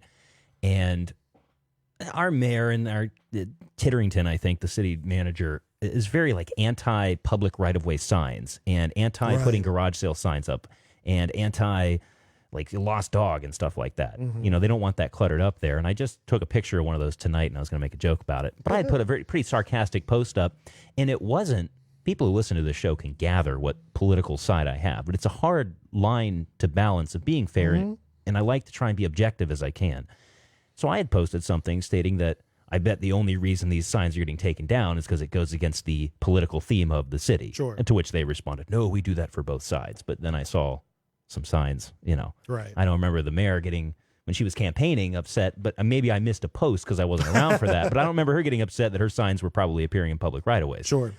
And then I had commented that, would it please the crown if we can post signs in public right-of-way that we're paying for, you know, the curbs and stuff. The issue they were having is property owners were finding signs on their actual lawn on the other side of the sidewalk. Yeah. And they were saying the city needed to do something. And I was kind of like, well, you own the property. You can just go out there and take the sign out. But I get it. And I see, but that got me banned. And it was weird because here I am, someone who doesn't necessarily agree with the ideas of Bloomberg, but I felt the need to stand up and question and pose in a sarcastic form, of course, the need to question that. Yeah. I wonder, there's There's nothing just- wrong with going to the other side and Right. questioning and being objective. And this is one of our other admins has actually unblocked people from my page that I blocked before. Kind of like a checks and balances Yeah, thing there for is you. there is a checks and balance that we have in place. Some people just cannot be reasoned with. For instance, I don't remember which instance. Oh no, somebody had like $100 bill for like 4 months, and then they were estimated for like a $900 bill. I'm assuming everyone now sees you as the person, if they have don't call the utility office, call Jay. Oh yeah. Oh, there's some people who think I work for the city. Oh, And- a plant. Yeah, A well, not KGB necessarily, sleeper? not necessarily a plant, but they'll message me and be like, "Can you get someone out here for the street?" Sure. And I'm like, "Nah, I can't because I don't, Right. I don't work for the city." But there was somebody who made a post and we posted it, and it was one of the most popular posts we've ever had. And I put my opinion out there on it, and we were making some headway at the time, and it felt like a step backwards. Somebody messaged me. I don't remember who the guy was, but some dude who lived in Pickwood, never interacted with the page at all, but apparently was following it the whole time. Never came to a commission meeting or nothing. And this kind of also shows the mind state some people are in, where they think they can say whatever they want. There's no consequence, which social media does. It has made a lot of keyboard warriors very tough. But they messaged the page about this post and said, "Look, I really enjoy what your page is doing for this, but if you could just stop posting your opinion, I'd appreciate it." Interesting. Like, oh, you want me to stop posting my opinion on my But page? she's posting her opinion of you, right. of your opinion. So I just commented back, "Bye, Felicia," with the two little posts. Like, I don't care. At that point, that's when you realize this person is not here to hear anything other than what they want to hear. I have no time for people like that. I have to be focused, and we're pretty much there now. I don't think I've banned anybody from the page. I think I might have banned one or two people from the page in the last couple months. So we are evening that out to a degree. But again, the only thing you have to do on my page to get banned is to be irrational. That's it. Or be intentionally on one side or the other. Somebody has to make the effort and curbing all this crap that people will not curb on their own. Mhm. And again, you want to speak your opinion, I will show you step by step of how to create your own page. But it's not about that. It's not about really getting your opinion out there. It's about being argumentative, like you brought up before. People want to argue on social media because that is what the mainstream media, and I don't care what side of the fence you're on as far as left or right, both sides are experts in getting everybody fighting all the time. Well, you're taking it to the people that matter, the people in local government. Nancy Exactly. Pelosi, Ted Cruz, whoever else from any side of the aisle you want to talk about aren't in your state. They don't Right. represent you per se. And you're not thinking about the people that have influence over what schools your kids go to, or the conditions of the schools your kids go Absolutely. to, or the police department, or the things that affect your life that you take for granted. And people like yourself, a lot of people would view a city council meeting as boring or a parks meeting as boring. I try and listen to each one. And since the Zoom thing has happened, at least since I've started this show, I've tried to listen to as many as I can. And Yeah. we've got some stuff about that later on the show. It's great. I find it actually a little bit interesting. And at times, like they're discussing like the centimeters of how this fence can encroach on this little thing. Right. And that can get a little boring for people, but it's still useful to And know how your here's- local government operates. Something that I believe, and I feel affirmed after dealing with this page for a year, and we see it right now with the protests, the counter protests. People will put their lives on the line, whether it be, you can make the argument that people are putting their lives on the line by being at these protests. People have literally put their lives on the line by standing in the middle of traffic. Mhm. Okay. People will put their lives on the line for federal level politics that they cannot change at all. Absolutely. But do not give two shits about coming to look. I've gotten a lot of changes made in Pickwa. How? I showed up. That's it. Represented it. That's it. That's all I did. I showed up and I made my opinion known on a local level. And I have gotten, and I don't mean this is how this is going to come out. because a lot of people have been in the trenches with me. So I'll just say us as a group, all the people that have been focused and making these local changes have gotten it done and have continued to mold and shape what the community wants by being involved in that. I firmly believe no matter how many protests are out there, no matter how many times you stand in the street, and this is just my own skepticism, I don't think you're changing shit. And people will put their lives on the line for something, the gang mentality of I'm a conservative or I'm a liberal. It We is got a to go gang out mentality. there. We got to start beating that guy over the head. I don't It know is why. a gang mentality. He's just if on the you other side. really wanted to change something, you could. Sure. But, we struggle if 30 people come to a commission meeting on a subject. That's far more important to me than going out and yelling at DeWine, whether you Right. like him or not, out at the State House. And you can change something on a local level. Sure. Yeah, that is proven. I am proof. I'm here because I did. And all I did was just speak up. So again, all you got to do is make your own page. Right. But that is... They won't do it. They won't do it, but they'll put their lives on the line for federal level politicians who don't give a fuck about them. And that's the only way I can say it. Sure. They don't. And that's one of my favorite quotes ever is from George Carlin when he goes on that rant about the American dream. And people keep electing these rich assholes who don't give a fuck about them. At all. That's exactly what he said. That's one of my favorite. If I could, I'd get it tattooed on my chest. That is one of my favorite quotes ever because it's true. And the sad part about it is people know it's true. They know that the game is rigged. They know that there's puppet masters at the top, but they still have that gang mentality of, nah, I'm rolling with my side. I'll tell you what.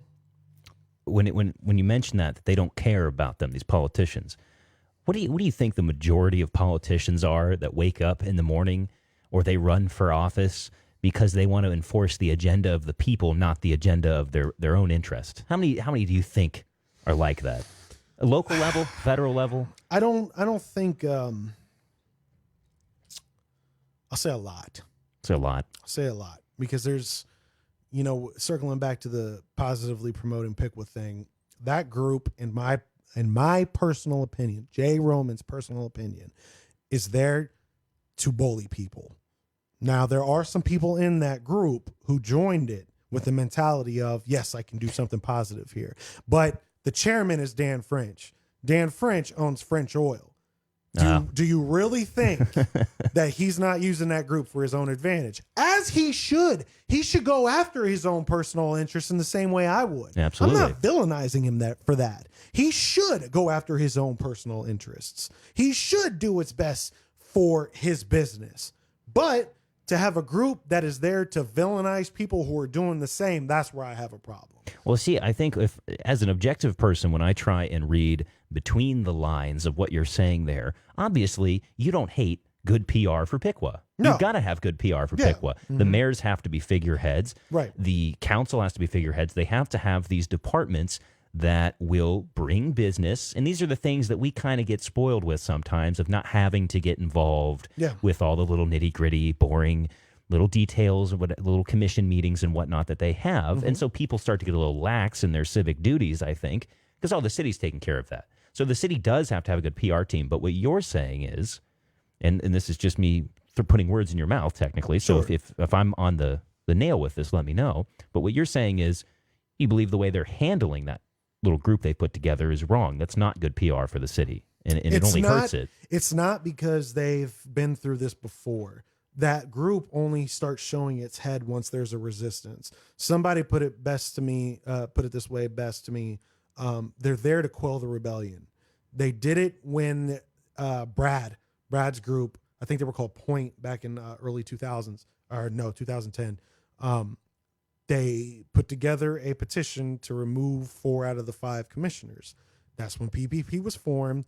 They put out a good campaign talking about how nobody should be removing any commissioners, and they did a very good job on it. Then they disappeared till I came around. So Fast forward 10 yeah, years. right. Fast forward to 2019, and here they are again. So, I mean, they kind of damned themselves, I guess, for lack of better words, by doing that only. And they do, they do push some things out there that do positively promote the people of Piqua and the businesses in Piqua. However, they don't have much impact in it. And since they've been around since 2010 and I've been around for a year and I've got triple the amount of supporters on my page, that tells you how effective they are. I think people will look at that and then they'll see something for that. Well, Jay, I do this a lot. I never realize there's another week, there's another day coming. And we've talked a lot tonight, and I'm sure you and I could go on forever. Absolutely. I'm sure there's a ton of issues on Piqua that we've got to catch our listeners up, but we'd love to have you down anytime here throughout the summer, Absolutely. throughout the next few years. Love to hear you report in on what you're doing up there. So before we go here, and we got kind of two options for you since you cleared your schedule. You're welcome to stick around for about an hour of news that we do here. Yeah. You're welcome to head out. But I did, before we kind of officially end the interview with you, if there's an issue that you came here tonight to talk about that maybe I didn't touch on, go ahead and get that one out there. And then anything that you're doing in your personal life, I know you said you're a promoter, anything you want to talk about there, feel free to wing it through that microphone. A lot of my other side projects are on hold. But if you wanted to, you could go to ministersobriety.net and buy some merch because we are a band and we need it since we don't have any shows. I guess more than anything, what I would like to say to anybody who's listening now is make a conscious effort to get away from accepting the opinions of others and form your own. Now, at the end of the day, you do that truly do that. Not, what some people think in their heads of, oh no, I do that on a daily basis. No, you don't. You believe what someone else told you. Don't be the headline only reading culture anymore. Do your own research. And then if you do that truly and you still come to the same conclusion, good for you. If that's what you believe, it's a free country. You have the right to do that. But you can just tell that's not the case in today's world. Form your own opinions, and that's easy for me to say because I don't affiliate with any political party, nor will I ever. But I do that because I don't want somebody else telling me what to think, what to believe, telling me my own opinions. Chris Rock said it best.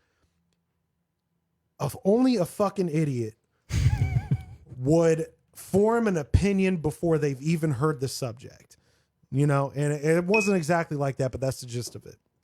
Form your own opinions.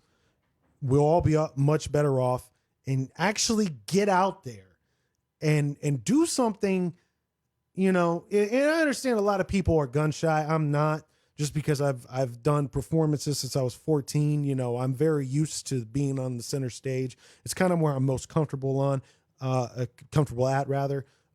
So it's easy for me to get out there. So if I understand that it's not that easy for some people, but you could still make changes in your own way. Be nice. I always do something where if I'm going through a drive-through, whether it be Burger King, McDonald's, whatever it might be, or, at a grocery store, whatever. Are you a Burger King or McDonald's guy? I fucking love burgers. All right. $1.49 nuggets. Can't go wrong with that. But if I go through the drive-through and I notice that the person on the other end is being really shitty with me, or you can just tell they're having a bad day, I up on my sirs or ma'ams and a please and a thank you. And I notice almost every single time an attitude change out of them because I treated them that way, and I'm not always there. Sometimes I get frustrated. We're all human. We all mess up. But if we all made a conscious effort to open our minds and be more kinder to each other and not be so set in our ways that we cannot see the other side, and this is across the board, I think we'd be in a much better position as a society. Good words from our guest here tonight, Jay from Watch Piqua. Jay, where can they find you on Facebook? Facebook.com/Watch Piqua. I actually have a lot of different hobbies that I dabble in. This is just one thing. I try not to get too many people on my personal page, but you can always get a hold of me on there. I'm a big wrestling fan. I have my own wrestling fan page. It's called Walmart. We Love Wrestling. It's creeping up on 9,000 followers. Oh, We've been nice. over for a year. Again, I'm in a band called Menace to Sobriety. Fucking love all my brothers in that band. We've been on a couple different national tours. We do a lot of work in Dayton, shows and everything. So I'm everywhere. Everywhere. Is that band name to raise awareness? No. Okay. And that happens a lot. That's not the case Because at it all. sounds, from what you've been telling me tonight here, it No. sounds like you're pretty involved with, heroin events when people put that on. to bring awareness to it. So I was just kind of wondering, the name it's a band rung name. a bell. It's a band name, you know, and we deal with that a lot. It's either one side or the other. Like people think that we are for sobriety. Sure. Other people think that we just do nothing but get drunk and, you know, don't live up to the name or whatever. It's a band name. You can know? pretty much sling any Right. combination of 2 or 3 words together. Alice in Chains. There was not really a person in the band named Alice who was in chains, No. you know. So people put too much stock in the name. It's all for sound. We're a punk rock hip hop metal band, so you know we love having fun. So definitely check us out. We're on all outlets if that's your thing. Sounds good, Jay. We do look forward to keeping up with Watch Piqua and seeing what's going on. It's always good to have, no matter what side of the aisle they're on, it's always good to have people who are willing to go to these meetings and speak their mind in a, I guess, I mean, just an honest way. Absolutely. You know, hey, you don't have to be the most professional person on the planet, and you don't have to be rich. You don't have to be poor to do this. Yeah. Everyone can do this. It's an outlet that we have. All you have to do is just walk downtown or wherever your city hall is and show up. So, Jay, we do appreciate you talking a little bit about Piqua tonight. And we'll have you on for future stories. You know, there's always an ever-expanding political scene. And coming out of this pandemic, I'm sure we're going to see a lot more of it. But, you know, Zach, you can weigh in on this. Is he still over there? Yeah. Okay. Well, now it's your time to shine over there, Zach, for all the video stuff. Usually we don't have too much switching going on during interviews. We do have some other camera angles coming in on the way, so bear with us with the camera quality for now. But you are kind of objective on this since you... where are you living right now, Troy or Piqua? I'm living in Piqua. You are living in Piqua. Okay. I will probably be there the rest of my life. I love that town. Well, I think you're pretty well connected at this point to be there. You're pretty well rooted in it. So What's funny is I went there. I lived there because I had nobody knew me. Now everybody knows me. So one of the reasons why I went there is no longer there. well, hey, I mean, you've discovered a newfound purpose in that, though. Yeah, sure. So Absolutely. that's pretty cool. What do you think? And I don't know. Let me try and I'm going to do something here. I'm going to open a window. Yeah. I think this one's better. See that? Mm-hmm. How do you feel about those lights being on all year? Outside of this window is a tree, and the mayor, and I don't know if it was just her and a couple other people, they decided to keep the lights on all year round. Is there a reason? No, she said every other town that she's drove through has some kind of lights. And I'm not sure exactly what she's talking about because... We have no lights. I don't like the No. I don't like the excuse of everybody else is doing it. It's like when someone builds a new school, suddenly we got to have new schools. When someone does this, you know, we got to do this. But she said that it would look good. And for a second, I thought, well, if they do like multicolored lights, because I've never really liked the white lights even in Christmas. I like multicolored lights. If they did that during the winter to differentiate between the two, it'd be fine.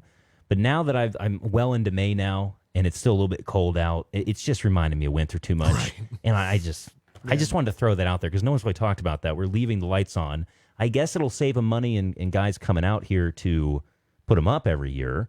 But then again, because the electricity cost, I wouldn't think to be too much for bulbs that size. Sure. But as far as It does give it kind of like wear and tear, though, because now they got to go through all the weather. Sure. And think it about does. that. It does kind of give it more of, and I don't necessarily agree, but I can see it. I think it kind of gives it more of a feel of like we're fancy. Sure. But- I feel like it takes away from the accent of the natural buildings here Yeah. and drowns the buildings out at night. But, I mean, our buildings are not, it's not a good example right now because they're all under construction due to Sure. that random wind tunnel that hit us in January. Yeah. And so I just wanted to throw that out there. I just figured I was going to bring it up and riff on it at the beginning of the show, but we had Jay here. You're from out of town to see what you think about that. Mm-hmm. So you can go back now and tell Piqua they need lights. I'm not going to do that. So I'm especially not going to do that because if it gets public, people are going to be like, thought you were against electricity. Yeah.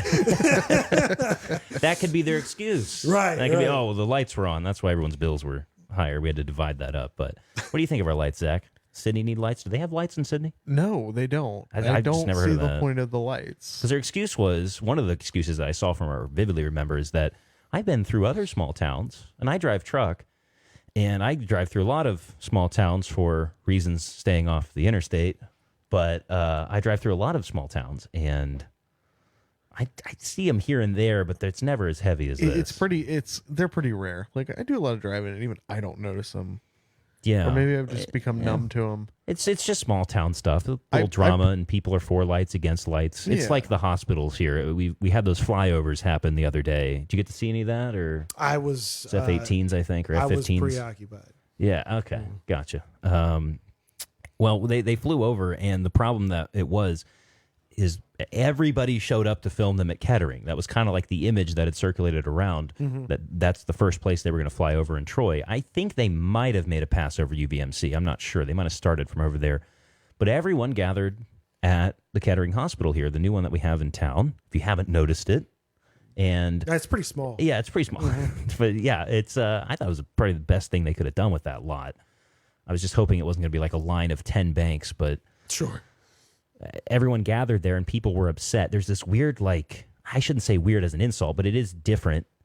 There's a hospital drama in this town because people were upset that no one took footage from UVMC. They said, why didn't you gather at UVMC? Why did everyone gather at Kettering? What about Premier? And I thought that is the weirdest thing to be arguing about right now. It really is. But that goes back to the mentality of people just want to argue with each other. That's true. I think they just come up with stuff. It is. And UVMC's got a bad stench on them right now. They do. They have for a long time. They've been known as, and this is just from me. I'm not obsessed with going to the doctor, so I don't know too much about it. But they've got a very bad reputation. And a lot of people view this as Kettering coming in as good competition.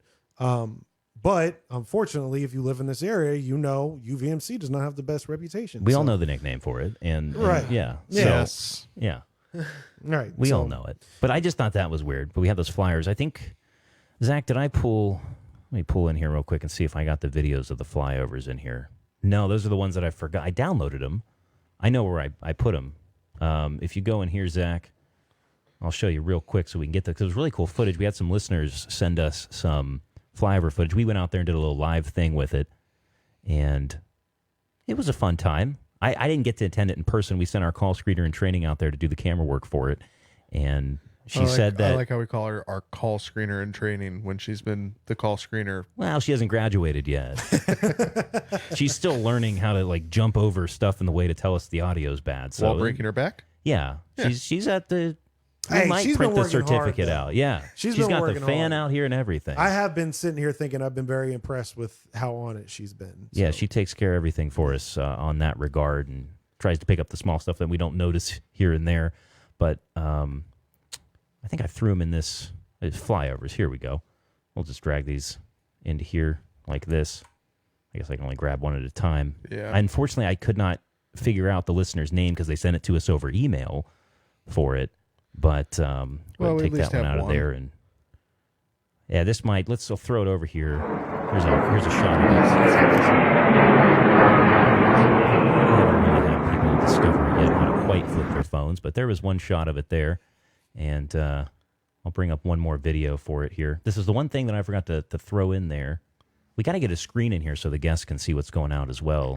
That'd be something yeah. cool to That would think be a good about one idea. day. And let's go ahead and throw in the last clip from that flyover. I think it was this one here. I mean, we could use this giant 80-inch TV behind me. Oh, why would I ever do that? See, here's another shot of them going over, and everyone gathered around Kettering. I thought Kettering would be the best place to see them, and it turns out, I guess, Hobart parking lot's where the city gathered for all of their trucks and whatnot. Yeah, but I didn't have a chance to adjust those videos beforehand. But anyway, that was a couple flyover shots of it there, and I just wanted to throw out there and get rid of these two sources in here. As soon as all of our equipment comes in, I should be able to back completely out of this and just hand the reins over. Yeah. And everything will be fine there. But anyway, moving through the notes tonight, as we look through everything here, the first thing off the bat is the mayor earlier this week had posted on Facebook that Troy got a new weather cam up there, Zach, above, I want to say it's for all seasons. I think that's the one. It's right. That's the building above Lunch here in downtown. And I've seen this camera up there for a while, and she posted that Troy got a new weather camera. Well, then she pointed out that, like, there's no construction in the shot. Late There's tonight, nothing we'll watch that more represents- showers here's the coming clip back in from from the WHIO. south. It has been mostly cloudy for most of the day, but we are getting at least some breaks in the cloud cover. Brand new See, there weather he's- camera to gorgeous show you. shot, This by is the in way. Troy. Oh, yeah. You can see at least some Absolutely blue beautiful skies. placement. We'll talk about when we'll see a lot look, more blue Herons isn't even skies down and there yet. how about warmer temperatures. You We'll know? see if we can find that coming up in just a few You can minutes. just guys. transition back. You can just hit that transition button there, and I'll take you right back. But yeah, Herons isn't, the building is still the old Art Vault Gallery, Yeah. and there's no construction. So she pointed that out, and I'm looking at it, and I'm thinking, there's no date on the link that she sent, like on WHIO's site. There's no link. So I think for some reason she accidentally grabbed an old article, or they're using it as a backdrop, but they were reporting on it like that was the skies for the moment. So either WHIO is trying to pull a fast one, or the mayor accidentally posted an old article and didn't realize it. Either way, it is a beautiful shot. I've seen that camera up there forever. I was commenting back and forth with the mayor a little bit about it, trying to decipher if this was just a backdrop or what the deal was. But we do have a weather camera up there, but I've seen it up there forever. It points down here. So the Board of Elections, well, before we get into the news tonight, actually, we're going to go ahead and take a break because we've got about 2 hours here. So we're going to throw up our little Looney Tunes, we'll be right back transition, and we'll come back just a sec. Give everyone a quick stretch because we've been up here for a second. We'll be right back, folks.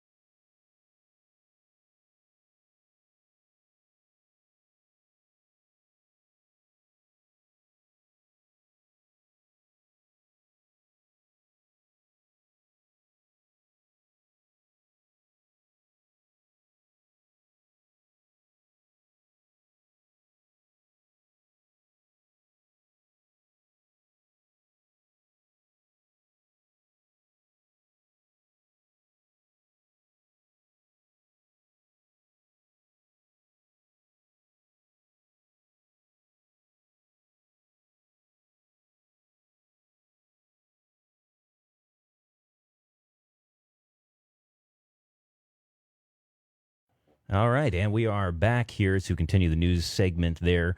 Just give everyone a quick stretch. We do kind of longer form interviews here, and that's why we make it available for playback. This is something you couldn't do on terrestrial unless you recorded it and then put it up on a website. Here, it's right here for you, and you can split this up on your drive to work or while you're at work as everyone's getting back to work.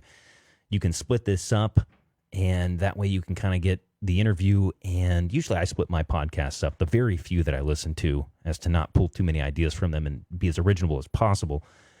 I just split them up into segments. So we kind of do a little bit longer form stuff here, but we're going to dive into the news. And I do apologize this week. It was so busy that I just didn't have a chance to print the articles out and proofread like I love to do here and highlight things.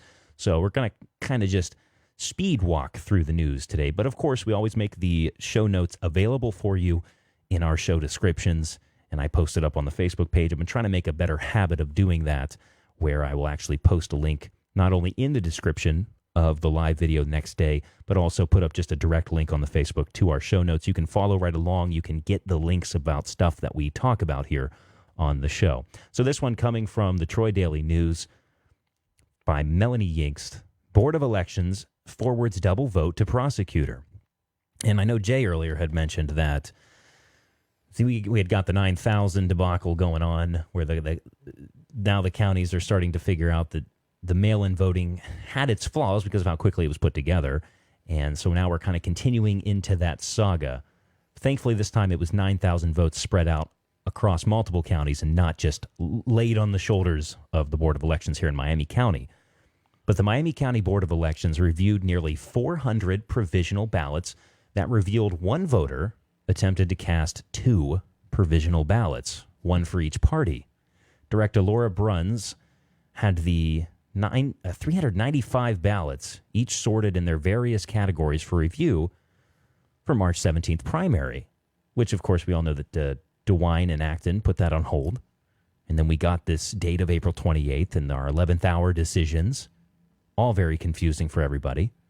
And we went to an all mail-in, except for those who absolutely had to vote in person. I do believe they did offer some places for people to go vote if they had to for some specific reason.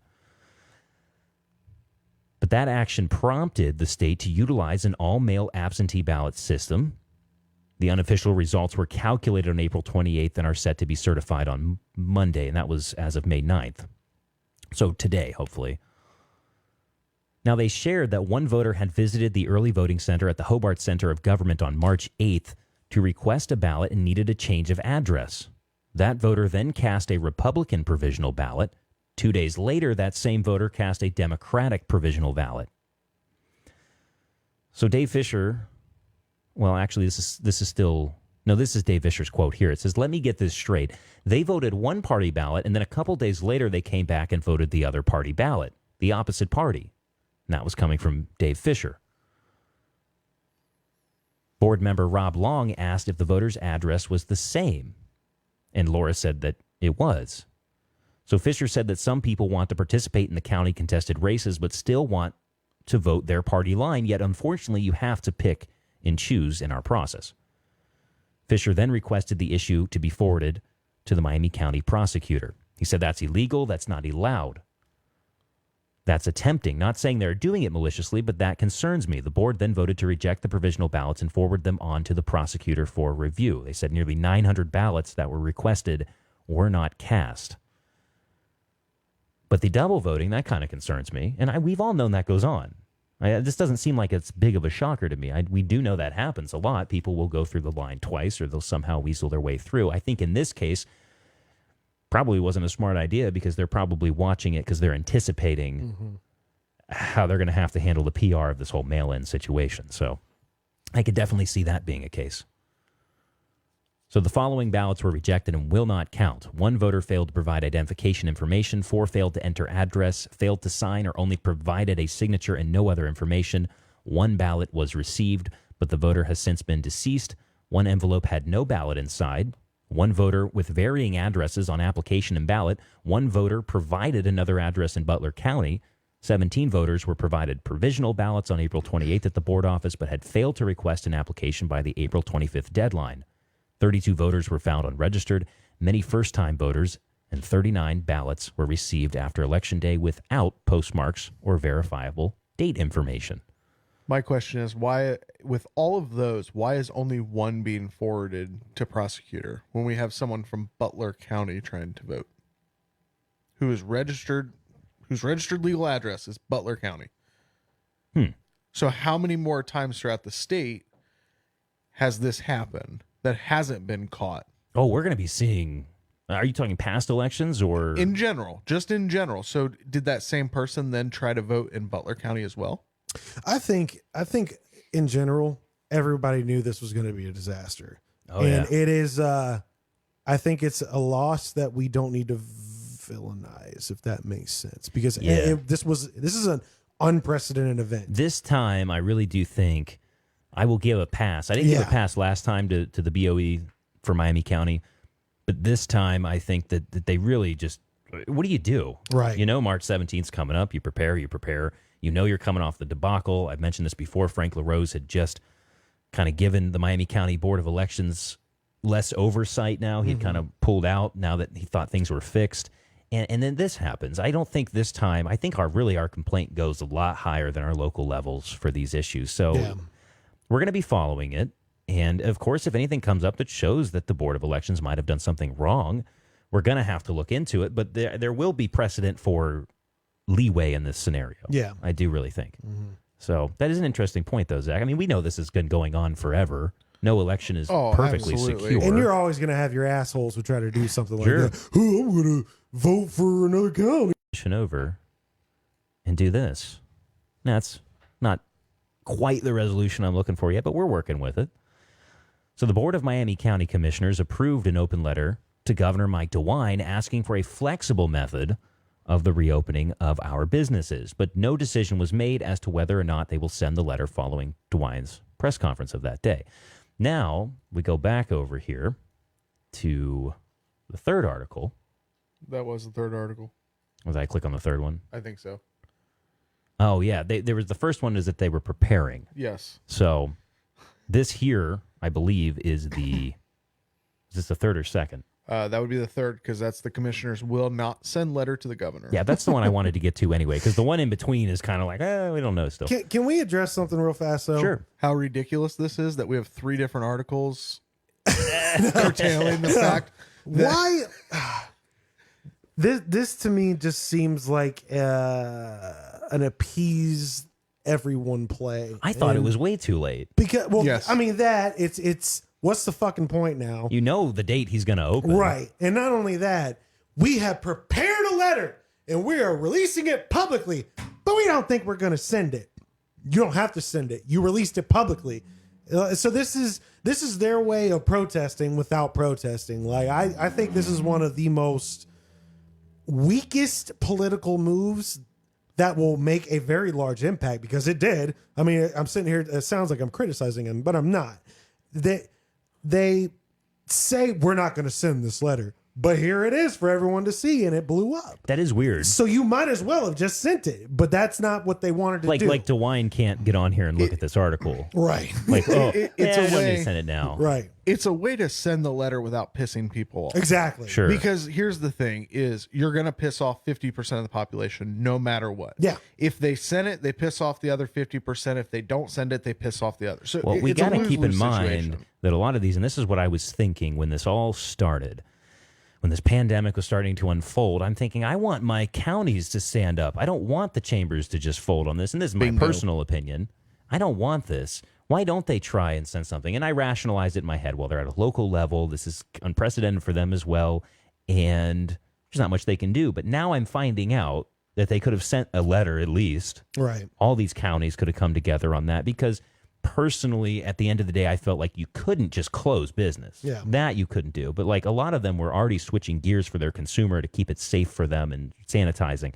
And I felt like, and the chamber in Troy has done a good job of representing these businesses through this time and making sure that that the people are informed of what they're offering and trying their best to keep them in business.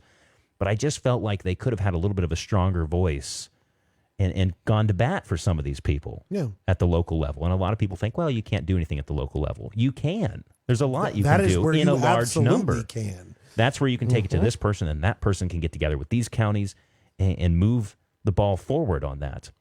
And so it's kind of disheartening to me to understand that, well, they could have at least sent the letter. And I wanted a little bit more of it out of our mayor as well, based on what she ran on. But now she has started to come around to the, okay, we gotta start moving again. And she started to field some of her views out there on the matter. And I think a lot of it does come down to you can't cause drama with the state that funds your projects for a lot of things. Yeah. So I get that side as well. And then the intricacies of government could be frustrating. So there were 3 articles, all from Troy Daily News on that one, that covered the saga of that letter. But I really think it's almost not even worth bringing up on the show, because it's like, well, tomorrow you can go out in the patio and eat. Right. And the reason they ended up not sending that letter that they gave us was the fact that, essentially what I just said, it's like, well, this is kind of what we wanted from him anyway, so he's doing it now. We don't need to send it. So I kind of feel, to follow up on your point, a part of me, and it should be very clear by now, I'm very pro people, power to the people. I kind of felt the same way about the protests that happened here in Troy too over the weekend. My fiance came home from work on Saturday and told me that it was going down. I honestly didn't go because I just don't.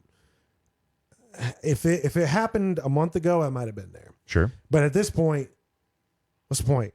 That's how I It's- did feel walking around it. I mean, I was impressed to see that many people from Miami County show up. I thought it was one guy trying to get people to get there.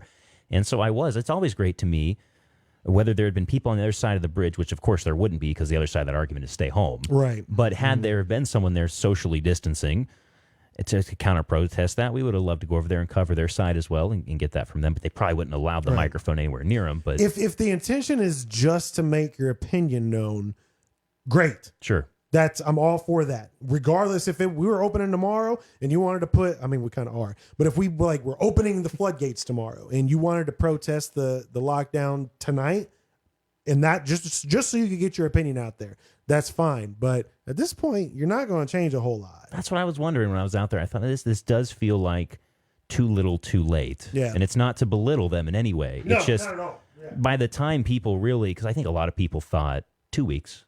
And even I did. I was like, man, this I did sucks. too. I didn't quite agree with it, but I thought 2 weeks, I can get through this, whatever. I actually called Move on. my mom called me and she was asking me about it. And when he first closed all of the restaurants, I thought it was just a ploy to get everybody to not be in bars at Sure. St. Patrick's Day. And I literally told my mom, yeah, it'll probably be over next week after St. Patrick's Day is gone because that's what they're worried about. Obviously, I was dead wrong, but I agree with you. I thought From that the was same beginning, I thing. knew that April 6th was not the date and that they were You're just right. going to, and then it became, what was April 6th? Then it became April 29th or 30th. Mm-hmm. And then it became May 1st-ish area. And then it became May 12th. And now it's, okay, now in phases with these other groups. And it was on par with what they'd been saying that they were going to do this. Right. No one's really experienced this in their life. Right. And so There were some talking heads They though weren't sure. that knew that this was going to happen. I'm a big fan of the guys at the Daily Wire. Mm-hmm. Big fan of those guys, especially Ben Shapiro. I think he gives the most down the middle thought. I would listen to conservative media, or I'm sorry, liberal media too, if there was anybody I actually respected in the liberal media, but there's not. And the only reason why I respect the Daily Wire is because those guys can see, both sides. it is true that Republicans own radio and talk. Right. For the most part. I mean, Michael Knowles, I'm actually bringing, he's very pro-conservative. But at the beginning of this, he called it where he said once the data comes out and it shows that this isn't as bad as it's going to be, they're going to double down. And that's what happens in Piqua when it comes to some of these utilities issues. And I don't want to go back They on can't that. just say, we're wrong. Right. It's impossible for them. So instead of, hey, we're wrong, maybe we should back out, the policy is almost always, we're wrong, so we have to show our force Hunker down and protect by doubling down. everyone here. And Michael Knowles was one of the few people that actually called that. So in my head, the whole time when they kept extending the lockdown, I was like, well, yeah, I've been expecting this because, somebody told me to expect it and they were right. And that's what happened. And in places like New York, they should be extra careful. Absolutely. And I think that stems back to, people on the right, whenever they've been talking, they have always tried to say that there are issues within New York that need solved years ago. Yeah. And so to equate New York with Troy or Piqua or Right. Sydney or the cornfields of this area, it's hard. I mean, and I don't like going to crowded bars in the first place. I'm a huge fan of Dunaway's here in town. Yeah. Very nice open bar, very nice feel to it, family atmosphere, but also kind of Midwest. Like it's what I imagine walking into a bar. It's like you sit down, you order a drink, the owner's there walking around, making sure everything's fine. Sure. And it's just it's a couple blocks away from the downtown scene, and I like that. But yeah, no one saw this coming. No. And to find people everyone had to form a harsh opinion and pick sides really quick, and were forced to. And one could almost think, is this what they wanted? Right. You never know. We talked about this off air before we even started, but you can pinpoint exactly where people broke off into two sides on this. And that was the very first time they started talking about the stimulus package, and the very first time the Democrats shot it down. That is the moment where we went from everybody's on board to boom, we're back to our priors. That's the very moment. And at that moment, I started to mentally pull away because I knew what was coming. I hate left or right wing politics. I hate them. I hate them. And here it's on its way. Yeah.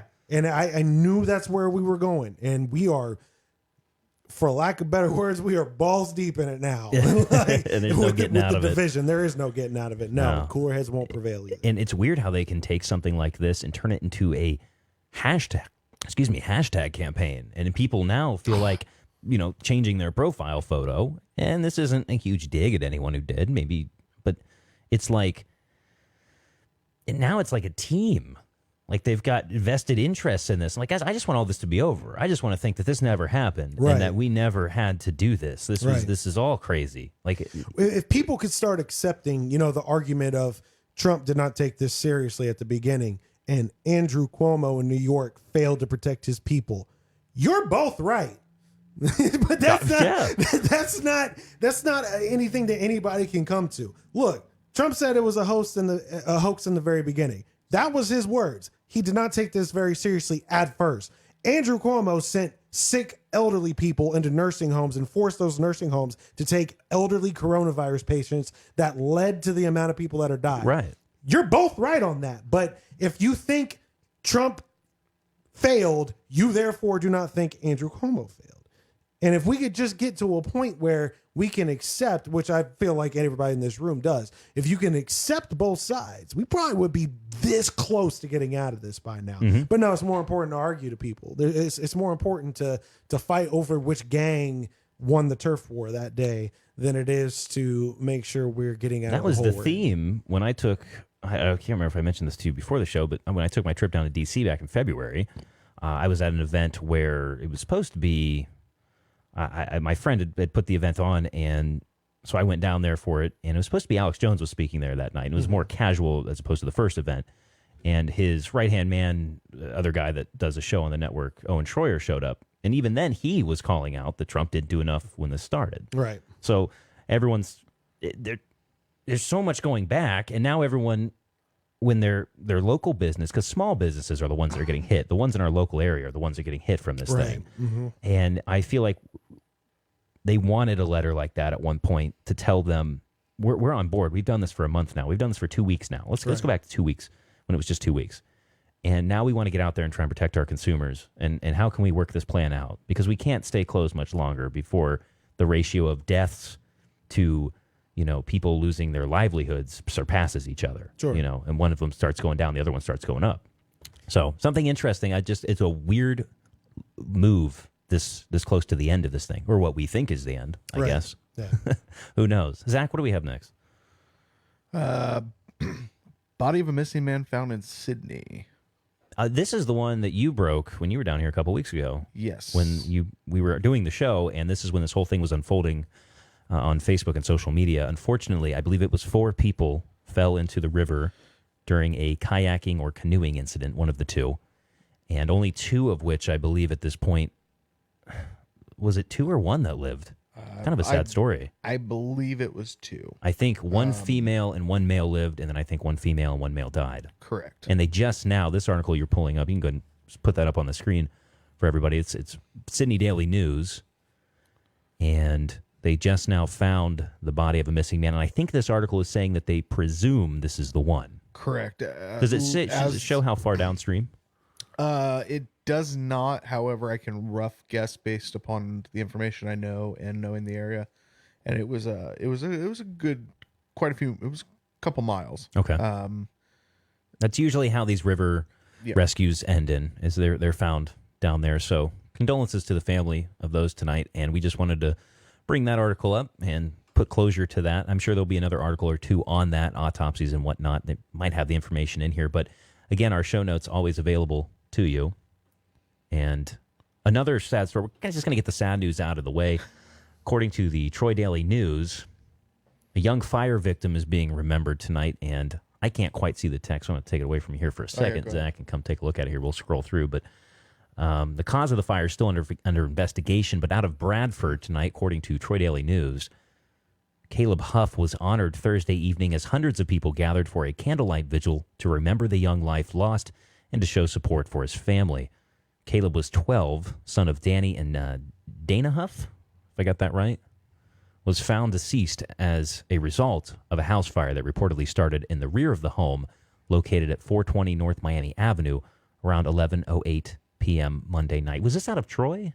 No, this is Bradford. I'm sorry. Yeah, Bradford, which is in the air. Because there was another fire I found out of Casstown, and I think there's another article in there. Same night. too. Same night. Yeah. Really? Mm-hmm. So when I first saw this, I thought, oh, don't tell me that was a Casstown one. And then I realized it was 2 separate fires. Mm-hmm. I thought, that's crazy. So that actually leads us into the next one, which is the Casstown home who sustained heavy damage. It's not been a good year for homeowners. No, it Tornado, hasn't. fires. We got lucky the skylight didn't collapse down up back there in January. That was a very fun. special night. I was at a wrestling event when that was going down. I was sitting back. I used to have this whole desk in that room where the skylight is back there. Right. And I was on the computer playing games. I think Zach was on there with me, and along with Nathan. And it went something like crash, bang, boom, and what the hell was that? I said, hang on a second, guys. I took my headphone off, and I yelled out here to our call screener in training, who was probably watching Netflix or something, and I said, what's going on out there? I don't know if those are exactly the words I used, but There might have been a when few I other didn't words. get but- a response, I thought that's weird. She always responds. So I came back out here, and she met me halfway, and she goes, "I think we're having a tornado." I said, "It's January," and then I was like, "Oh, 60 today," and then I said, "No, that's crazy. My mom would have called by now." So I called my mom, and like as soon as she picked up the phone, she's like, "I would have called, but it just popped up." And I said, "Oh, okay." So I really thought the tornado was still on its way when I stepped outside. Yeah. And I just thought some winds had come through, and this was the calm. But that was the whole shebang, I guess. It just went right over my head, and so Now, I was in Dayton. I Yeah. didn't realize that it was like that. Who would? Who would think that a tornado was going to come through in January with no warning. That was Right. the biggest thing. No warning. So crazy time, but unfortunate. Another story here for loss of property here out of Casstown. The home sustained heavy damage, according to Troy Daily News. Tuesday afternoon, a house fire heavily damaged a Casstown home. Firefighters were dispatched to a North Main Street home around 1 p.m. on a reported structure fire. I believe Casstown is volunteer fire department. believe so. But fire units from Casstown, Fletcher, Christiansburg, Troy, Elizabeth Township, and New Carlisle responded to the scene. Arriving units reported smoke coming from the rear of the home. Firefighters launched an attack that knocked the fire down. Art Blackmore of the Casstown Fire Department said that crews knocked the flames down quickly, with the majority of fire damage confined to the back porch and kitchen area. Hopefully, a speedy recovery. That's got to be tough to deal with during this time. Just getting a hold of people on the phone. Resources are already thin as they are. It says there's no word yet on a cause of the fire, but the investigators were on the scene to determine the source of the fire. They're estimating $45,000 to $50,000 in that range somewhere. They just had about $5,000 worth of fire damage over at Troy Laminating, I think, off Union Street. I showed up to that one. I did a little live video the other week or two back. Got a report that there was a fire, but the time I got there, it was all cleaned up. I know two in Piqua, just regular home house fires. They didn't get out of control, but at least two different house fires in Piqua have happened too, which it's weird. Just really weird to have, like you said, this much property damage in such a short period of time. It is odd. I've not seen this many. I mean, they're getting the use out of these new trucks that they've been ordering, and I think Troy just got another one. So now they're matching. They've got that black and red one, Right. and I think they just picked up another one like that, and they're still waiting on some accessories for it, from what I'm told. But we figured we'd get some of the sad news right out of the way. So, yeah, we got to breeze through 3 articles because we didn't really need to cover that. Now, we're going to roll out a new segment here. Unfortunately, I didn't get to be as prepared as I wanted for a brand new one, but we got some sound bites to get to you. This is for a park board meeting regarding some encroachment issues, but we've got a new segment we're going to roll out on the show here. We've got a new transition for it as well. Zach's got it queued up. This is our Parks and Rec segment.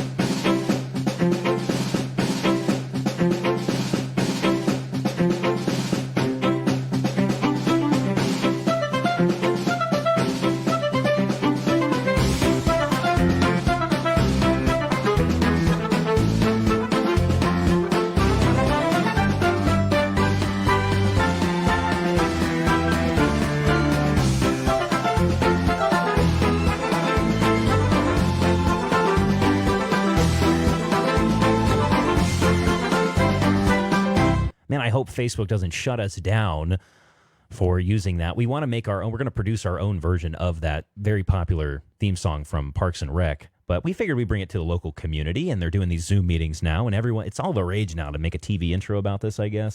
So everyone's, glorifying that. But just something fun we'd bring. So this is now part of our Troy Parks and Recreation segment. And what's going on at the parks today? And yeah, pull this one up, Zach. This is a good starting point for people who may just be hearing about this issue. So the mayor the other day, and this is what caught my attention, shared the live stream of the Zoom meeting that the Parks Committee, Parks Board, I think there's like the recreational commissioners or commission, and then there's also like the park board, and they kind of, from what I was gathering, I was reading on the website, trying to piece it together best I can. But this is not a city council meeting or anything like that. But she posted this, and she said, still doesn't pass the smell test. No signs of investigation or even any attempts by the park board to find answers to the questions that were submitted by myself and the Council Parks Rec Committee. Back to Council Committee on Monday and possibly on to a 7th reading. Not happy. Reminds me of The Incredibles. I'm not happy, Bob. Not happy. So she put that up on our Facebook page. And we've got some sound bites here for you. We'll start with, I'm going to take it back to the notes real quick. We're sharing screens here. We're going to get this all sorted out for you. We're just waiting on a few select pieces of equipment that are caught up in the Corona production issues right now. So, I need to turn your mic back on. There we go. But this clip one here, and I labeled as many of them as I could, which was 2 out of 12. So bear with me here. I'm going to be rehearing them with you as well. I think I've watched these meetings twice now. But Alan Kappers, this is where he moves to an executive session. They had 2 parts to this live stream. They were covering some other issues that weren't that big of a deal, so I didn't put them in here. And then they moved to an executive session to deal with some internal issues there.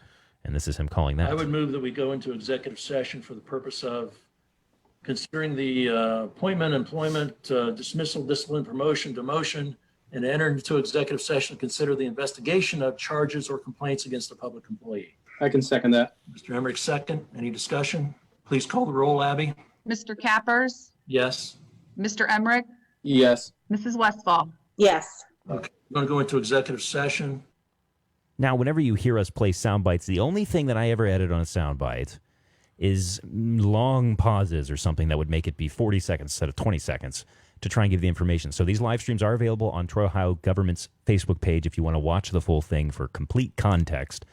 But that's the only thing that I try to do to sound bites is just to cut that out. So if something sounds too fast or something weird, that would be why. But he goes on in a second clip here to get to the meat of the issue of what they're talking about here and what the mayor is not happy about. It's a shed at Archer Park that I think they're saying was built by the soccer association here in Troy.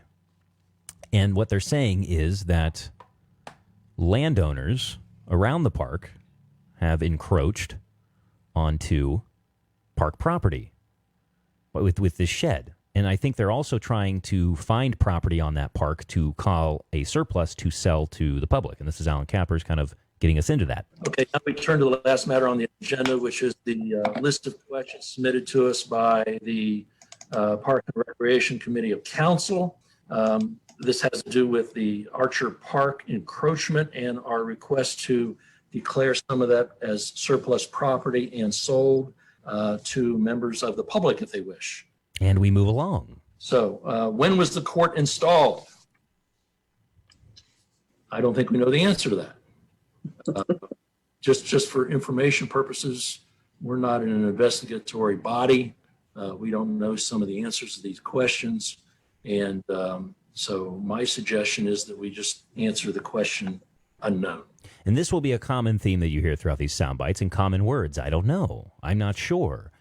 Not to my knowledge, etc. And they're trying to say that they're not an investigatory committee, and so they have no responsibility. And there's another sound clip that'll be coming up here soon where Alan Kappers is talking about the fact that he's not going to go through 25 years of minutes. Someone else can do that. But we'll go along to clip 4 here, and the story continues. And he's asking a series of questions is what he's doing here. He's asking a lot of questions, or he's reading off questions that have been submitted to him by the mayor and the Parks and Rec Committee.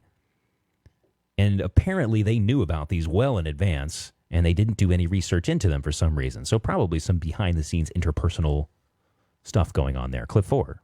Number 3, did the Board of Park Commissioners get permission in advance of building the structure? I don't remember a Board of Park Commissioners meeting where we were requested to build a basketball court on that property. We certainly looked at it. So I'd have to say the answer is no. That may have been before your guys' time anyway. Now, I think Alan Kappers here is like the only one who has any knowledge of this shed, and he'll go on to tell some old wise tales of how it became to be a thing that, to his knowledge, he just believes it was the soccer association, and they kind of came to an agreement to put that shed out on Archer Park. And apparently another part in the meeting I don't have a soundbite for, they were talking about something, I believe, at Duke Park for the Troy Junior or Troy Football Association. And the main thing that's a difference here is the shed at Archer Park does not have a foundation, whereas the facility that was built at Duke Park has a foundation, but was built with the agreement that the city owns it. Very interesting. I'll have you weigh in here in a second, Jay, because you go to far more of these meetings than I've ever been able to, and maybe you can get a sense of the feel here for this meeting. Sure. Number 4, how was the park property accessed by a concrete truck to place the concrete, and was permission granted, requested, documented? I don't know. I'd have to say unknown. There's the There was one common time I've been theme able again. to question the park employee that was possibly involved due to his request for union representation in that case. So those clips right there, and I've got a couple more. I'll try and skip ahead here in the queue because really I pulled all of them where it was, I don't know. How does that sound? Does he sound genuine? Should he know? Or do you think he should from the meetings you've been to? If you're at the point where you're talking about it at the meeting, it sounds like he is strategically saying, I don't know, to push his agenda of what he wants done with it. If your job is to investigate these things, you should know. And if you don't, you're either ignorant or you're willfully not knowing. Now, that's just from me hearing, Sure, the situation. That would be my my takeaway from it. And more than anything, what kind of glares out to me is from being from Piqua and dealing with this as I have. At least they're talking about your parks. Yeah. At least they're having a discussion because We had a over $1 million lighthouse discussion. Yeah, we talk about our parks here. The protocol in Piqua is build the park, and then when you fail to maintain it correctly, just act as if it doesn't exist anymore and build another one. So that's my other. So you kind guys of get a takeaway. nice new park every few years. And Basically, I mean that's what they try to do with Lock that's a 9. good variety, diversifying. Yeah, right. But You have this beautiful pavilion in Piqua that has been basically Sure. abandoned. What you could do all these events at, but that's just my takeaways from listening to that. interesting. Yeah. I'm gonna have to. I'm telling you, we're gonna have plenty of stories that'll unfold and things we'll discuss. But yeah, that was kind of my guess because he mentions a soundbite here where he goes on about we're not going to be asked. Let me see if I can find it here and pull it. Let's go to clip 6. Anybody have any further information on that?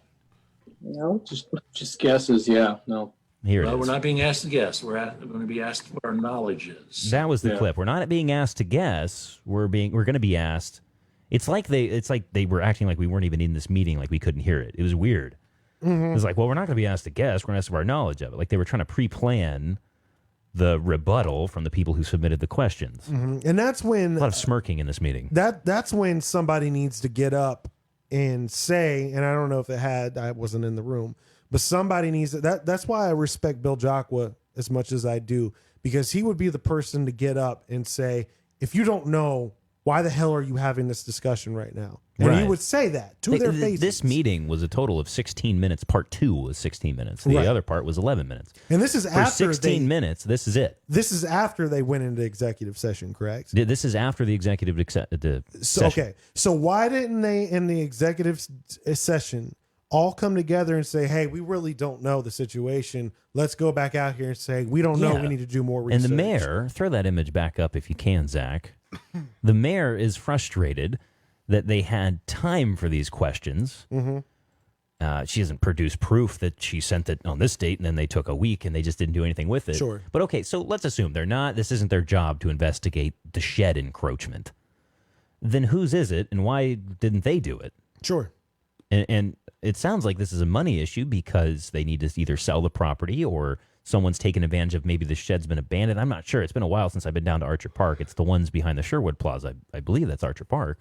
That's where they got that new development behind it and the railroad tracks down there. So I don't know if the shed just got abandoned because it is kind of down in there. You really have to look for this park if you want to find it.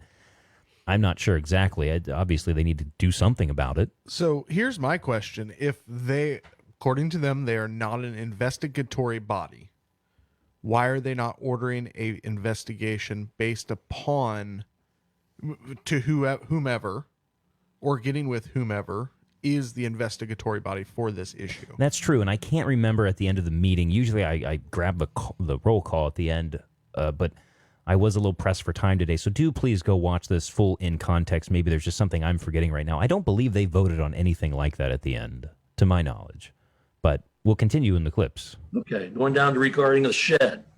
If the city did not purchase the shed, who initially owned the shed?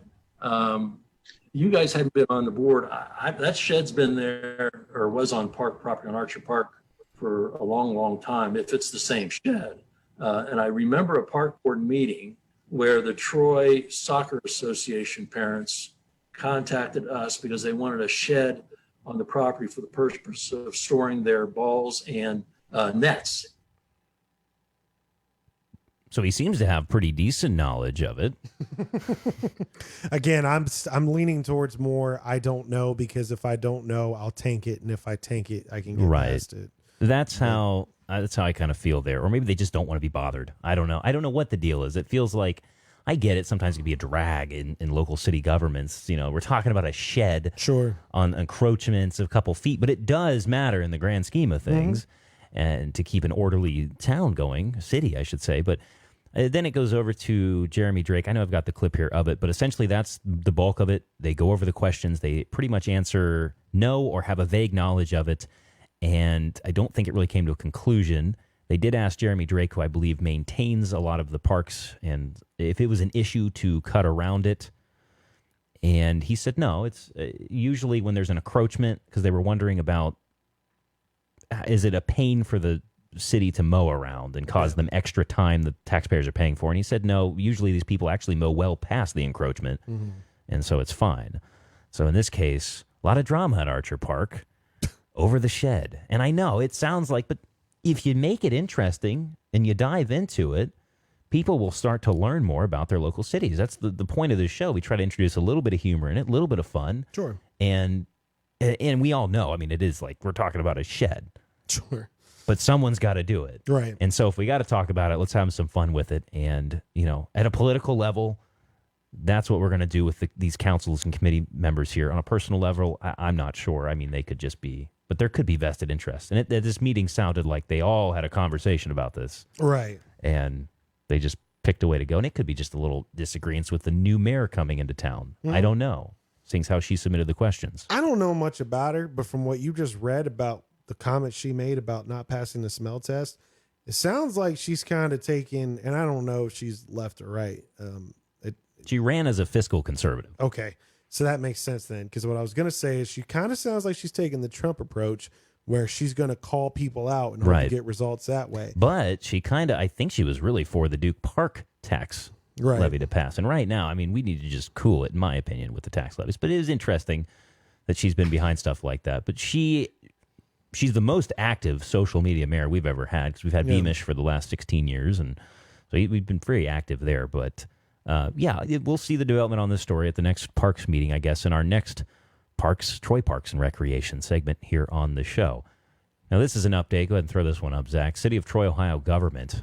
Hydrant flushing schedule. The City of Troy's annual fire hydrant flushing project will begin in May. They don't have a date here specifically. By performing a controlled release of water from the hydrants, Troy's fire department ensures adequate water flow is available to firefighters, residents, and businesses. Flushing also helps maintain the city's water clarity and quality by clearing iron and mineral deposits from the water main. So if you see a giant leak, find out if it's a hydrant flushing before you call to, pun intended, flood their phone lines. So hydrant flushing will be going on throughout the month of May. Any other images we got to throw up here? Throw that aquatic one up there, Zach, if you can. This is TP Wipe? Because Piqua, no aquatic park this year. Correct. Sydney, no aquatic park this year. And to be clear on something, because this is another rumor that happened immediately, because there's been an issue with Piqua not being able to sustain lifeguards, right? The lifeguards. Lifeguard issue was across the board. The decision to close the Piqua pool had nothing to do with that. It was fully on the standpoint of they lost too much time to prepare with the pandemic. And I know a lot of people thought, I knew they were going to find a way to close it. Sydney closed theirs too. Okay. Well, Sydney, I read that article first, came from the Sydney Daily News. And then I remember reading the Piqua. And I didn't know if it was Piqua writing about Sydney's pool or Piqua writing about Piqua's pool, because it was like they copy and pasted the article. I mean, it's owned by the same guy, I think. It is. Same people. Miami Valley Today, I think he swooped in and bought all the local papers, and that's how they can sustain by one big number there. And it's like they just copied it, and they were both having lifeguard issues and other things that played into this. But Aquatic Park here from Troy, we got the update. They've extended the $10 off membership. They've showed no signs of slowing down. They just keep delaying the opening date, essentially. And it's if they're going to be open, then they might as well open up all the other pools. And the reason why I say that is the only thing you're accomplishing by staying open at this point is getting everyone from Sydney and everybody from Piqua. You know how crowded the Troy pool is going to be if they stay open. Is that not the opposite effect of what all governments have been trying to do, is to not make crowd. You might as well open up the Nutter Center. You might as well open up Hobart Arena. You might as well open up everything if you're going to keep any pool open at all. Disperse them. That's an interesting take. I hadn't thought of that first. And that's what a lot of people don't understand when it comes to, only opening up certain things and not opening up other things. If you're opening certain things while closing others, all you're going to do is shift the focus from spreading people out to all these things. Now they're going to flock to the one. Well, here's the thing, and this is no dig at the business I'm going to mention here, but Winans the other day, I was coming up here, and Winans is right over there, and I'd noticed there was like 4 people standing out front, just kind of huddled out there, and I was told that they were only allowing 4 people in the store. Now, they're just doing their best to abide by the guidelines, keep people safe, and stay in business. But I'm sitting here thinking, okay, well, there's no guidelines outside your front door. Right. So now people are just going to congregate. And Winans isn't responsible for putting 6 feet on the sidewalk, stickers, and the city isn't going to do that because it'd be silly. You're outside. And now I'm thinking, well, if you just let everyone in the store, they probably would naturally, because I don't know about you, do you go around breathing on people? Oh, No. That's what that thing was earlier about the lady with the mask that I thought of. She was at Kroger, and with, of course, no picture, no video to back it up, was going around saying that someone was breathing on her. I've never been breathed on. Never got that close to be breathed on.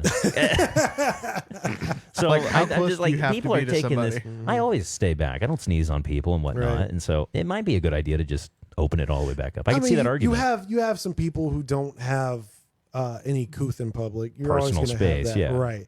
And that is always an issue. And I am kind of a germaphobe. But I can see them coming from a mile away. Right. Yeah, they usually have a certain I'm at the Walmart uniform. aisle. Like what I need's 2 aisles down, but I'm gonna dip down this one real quick and then come back. Yeah. Right, exactly. So, yeah, and it's kind of one of those things where you have your opinions on Sweden or whatever. I firmly believe if you just let people abide by the rules that they're supposed to without enforcing them, you will get the result you want, as opposed to, I saw a video yesterday. I wish I would have saved it, but I was busy watching the pay-per-view that was on that night. There's a video going around of cops in a park in New York, and they have a loudspeaker going, and they're telling people you are in violation, and it sounds very 1984-ish. People aren't moving. Well, Very this is New Orwellian. York. Hey, right. No, they did that in another. I think it was maybe Chicago. They were having a block party, and they just had the cops going around with their horns telling them to disperse. But which is hilarious to me Right. because the mayor of Chicago was one of the first people to get caught breaking her own quarantine so she can get a haircut a couple weeks. What was it, like a week after she made a PSA telling people they didn't need to get the haircut? That's hilarious to me. she in has general. a clothing pandemic, in my opinion. I don't know what's going on there. I don't know Lightfoot, I think. Yeah, I don't know. Lightfoot, yeah. But if you had actually... Wait, is she wearing pantsuits? Yeah, but like baggy. Yeah. Really, really weird. Well, it's hilarious. You didn't see that meme? No, Yeah. I can't say I have. One Now of I'm the gonna have most to look it up. One of the most hideous looking human beings I've ever seen is saying that she cares about how she looks, and that's no dig. Like her hair is terrible, first of all. So what are you worried about your hair looking bad? She can't dress right. So well, I mean, whatever. That's neither here. nor there. Right. But still, the point is to all this. I really do think if you just gave people like, hey, it's worked in Piqua. We talked about this earlier. Give people the guidelines, let them go. They will choose to do the right thing. Of course, you're going to have your spazzes go, people are breathing on me. Well, I think they created so there's going to be people who feel like their rights are violated in this. There's going to be a lot of lawsuits. Yeah. A lot of the business owners were coming around, wiping stuff down, trying to do what they could. But now, by forcing them, you're going to get those people come out of the wood. Well, I'm not doing it just because. Right. It's not that I don't disagree with it. I'm just doing it because I can. Right. Not wearing a mask because I can. Right. But But you I might think get a lot of that more too- people trying to prove a point that way than just allowing them to do Exactly. business. That's what I was going to say. It might be some people who see, so nail salons can be open, but tattoo parlors can't. Yeah, so many of our local And- businesses are still in gray areas. Someone please Right. explain that to me. By I the don't way. understand. I have a friend. I'm watching a lot of my friends who own businesses. I'm watching their businesses crumble. One of them, I have a gigantic back piece on my back that my buddy Kenny did. For people who don't know who back piece is, it's a large tattoo on my back, and I'm watching his business crumble because he can't open. But the one thing, he's not even really bitching that his business can't be open. He doesn't understand how a nail salon, where you literally have to be face to face with somebody, that's okay apparently. But a tattoo parlor that all tattoo shops, if they're doing what they're supposed to be doing, it's sanitation upon sanitation upon sanitation upon sanitation. They wear masks anyway, pandemic or not, when they're doing it. At least they're supposed to. How can something that can be so sanitized anyway be closed, but a nail parlor cannot? Even beyond that, I'm sorry. Even beyond that, speaking of tattoo parlors, I mean, they literally change if they touch their little work. Change their gloves, right? They change their gloves, right? And normally wash their hands as well. If they itch their forearm, they change their glove. Like literally, I don't know. I would say I would be willing to bet that the average tattoo shop is more sanitary than even a doctor's office. There's more germs on your phone than a toilet lid. Absolutely. Properly maintained toilet lid, I should say. You should see the germ count on a toothbrush, by the way. Oh, yeah. That's something everyone thinks. They just rinse it off with water. There's not enough chlorine in that to do that. But, yeah. Well, we'll buzz along here in the news, and that was just something that the mayor is kind of fighting there, and that's, she was going on to say that, go ahead and pull that up, or I'll just transition it over there, but here she says that she's in full agreement with the citizen who had asked why the local people haven't done anything yet about these small shops. And it's not that the mayor doesn't feel their plight. It's that the county prosecutor, according to her, is not going to want to touch this. And so that is one of the reasons there. But moving on to our crime section of the show. This one is a pretty interesting one as we head into the crime news for the week. Now, a local woman has admitted to a false home invasion complaint. And we do have some images for this one as well. The Miami County Sheriff's Department put this up there. And it's kind of funny. I don't know if she was just feeling lonely in this pandemic or what the deal was. But at approximately 8:20 a.m., Miami County Sheriff's deputies were dispatched to an address in the 600 block of Barnhart Road in Concord Township on the report of an attempted home invasion. Now, upon the deputies' arrival, they met with a female resident who stated that she was out back, or she went out back of her residence. She was confronted by a man with a knife dressed in black. The female resident claimed the male subject attempted entry into the residence, and she attempted to retreat back inside. But during this time, the female resident stated that the male cut her on her arm with the knife and then fled, and they did observe on the scene that she had cuts on her arm. But later, upon them securing the perimeter and finding no one there, they had detectives reach back out to her, and she admitted that the whole thing was made up. And so Dave Duchek put that out on Facebook. I don't know if he personally typed this, but his name's signed to it. And he put that out on Facebook, and that was kind of an issue they were having out there. I believe Troy Daily News, they reported on this as well. You read the full details of it, but that's it, surprisingly enough, for our crime section this week. Can we have a daily double for that? Why would we need a daily double? Because that's comments that don't age well. I feel like that's... I see it. I will take crime reports or witness reports that didn't age well for 500, please. Daily double. What is filing a false report to the Miami County Sheriff's Office? So that's what's going on in the sheriff operations there. Quite interesting. So for our glance section here, we'll speed run through these here. I think this might be our longest show yet. And usually, now in the podcasting world, people might be used to regular traditional radio where you have time blocks and whatnot that you got to hit. Mm-hmm. But to our listeners, this is a weekly show, so we give you all of the week to play this back throughout it, however you go about that. And that's why I don't do it multiple times a week, because there's usually not enough news to keep up with that.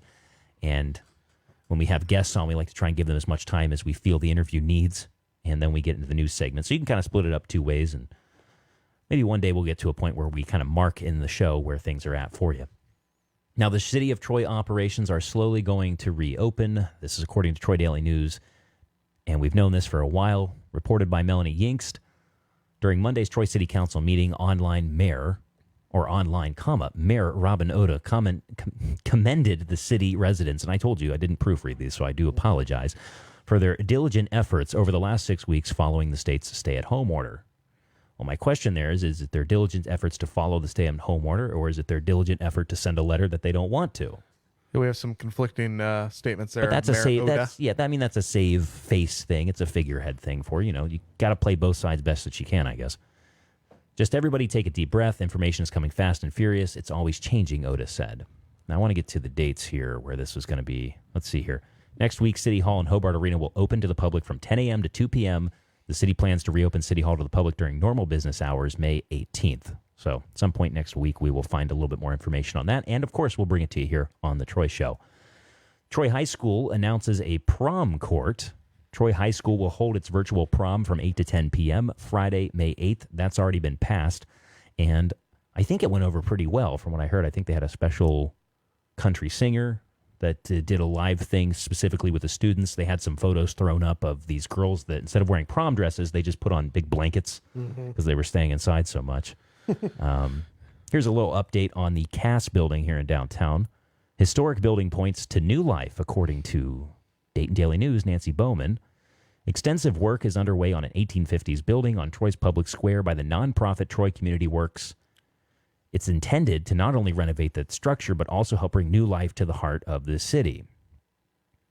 I don't know if Dayton Daily News is slow to the punch on this one, because this is the one I think Level MB is doing. It's the Cass building, I thought. Oh, maybe this is referring. No, this is they are excited for 2 North Market Street, which is the La Piazza building and the Masonic Temple across the road from us here. Trying to see if this one specifically, because if so, we've covered this on the show before. Yeah, Coleman Allen Saddleman building, Cass building. So Dayton Daily News finally catching up. Well, you heard it here first, and the Troy Daily News first. Look at that. But they are continuing, and that's just moving right along. But this sidewalk over here just has to be weird how that goes. Huh? 121 days, just over 5 months now of waiting for that. I don't know if they need to get with the bank or what the deal is there. Someone needs to come out and see that. What else do we have here? There's an interactive list of construction projects. Come check this out in the show notes. We'll have it highlighted in red. Anything you have to click on that we can't really print out, interactive list of construction projects you can see throughout the city. I'll go ahead and click on it, give you a quick glimpse of what that looks like. There we go, if it loads for us. There it is. This is kind of what it looks like. A lot of different things you can click on here, move it around, get a visual view for you as to what's going on in the town. But that's kind of it here. We see some COVID-19 cases released, information on that. I really had to push a lot of that news off because if you get too caught up into that, like the amount of numbers and whatnot, because everyone's got different numbers right now, I feel like it's just better to wait on reporting that. But they've seen a slow spike. I think it was like 31 cases or something like that, just because more testing has been made available. I do think that's the point that people miss. Yeah, we're going to get more. Everybody is saying that as things reopen, you're going to get more. And then when we get more, the media goes, "We got more tests." Yeah, you told us that. Right. Yeah. Everybody needs to freak out. You told us this was going to happen, but whatever. The reality is as testing goes up, you're going to get spikes. Right. That's what happens. When you test more people, you get spikes. Right. Did you see that one, Zach? Since you're from Sydney Daily News, they had to borrow cases from Mercer County. Yes. So they wrote a whole article about how Mercer County sees spike in cases. Yes. And someone commented on their page saying, "Oh, I'm glad we're borrowing county numbers now to get headlines that people will click." But Sydney Daily News, they did report a lot more positive stuff about COVID than TDN did. I will give them that much. They did. They definitely... Of all people, they were the guiding beacon of how this should have been reported.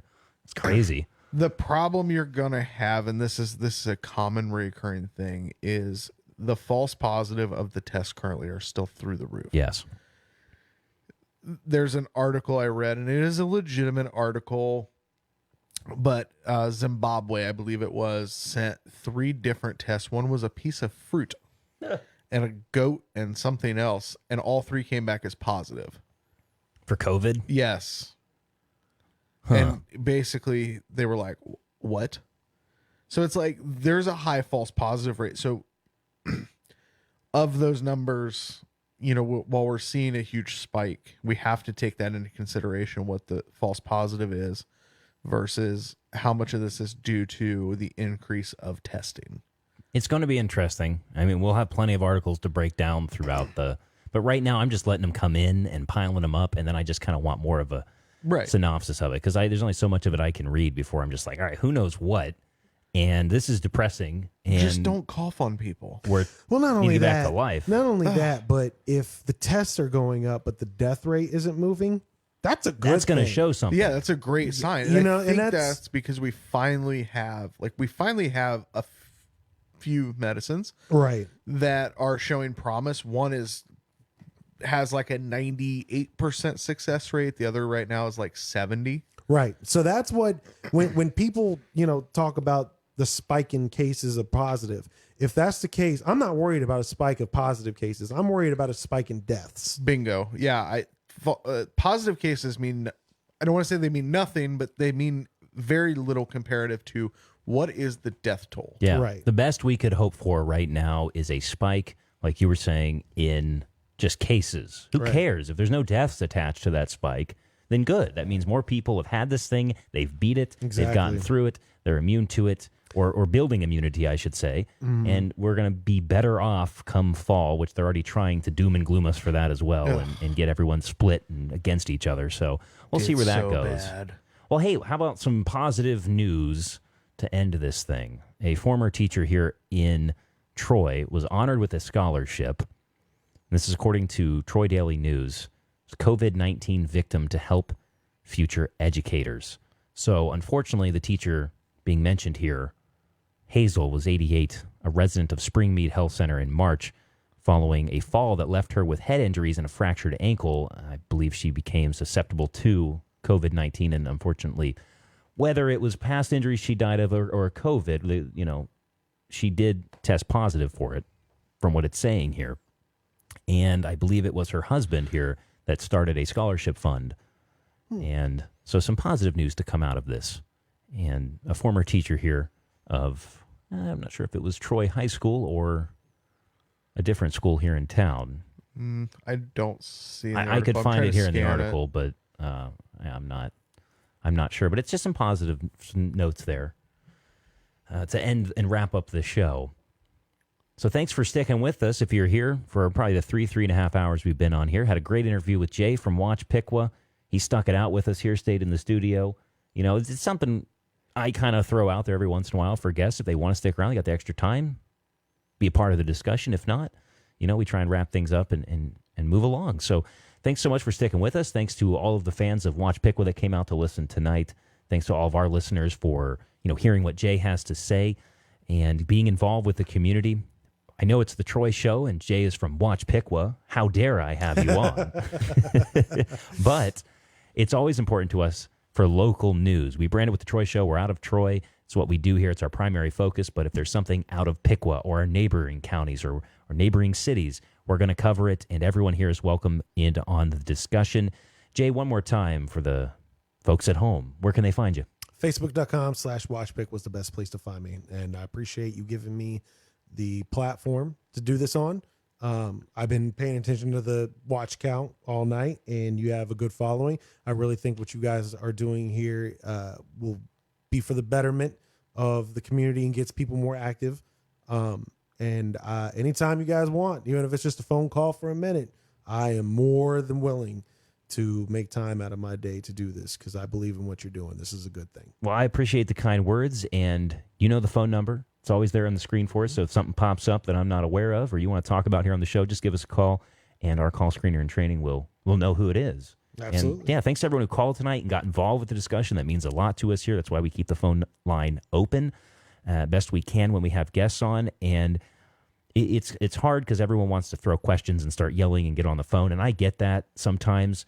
And we've had this question come up on the show about guests not answering calls.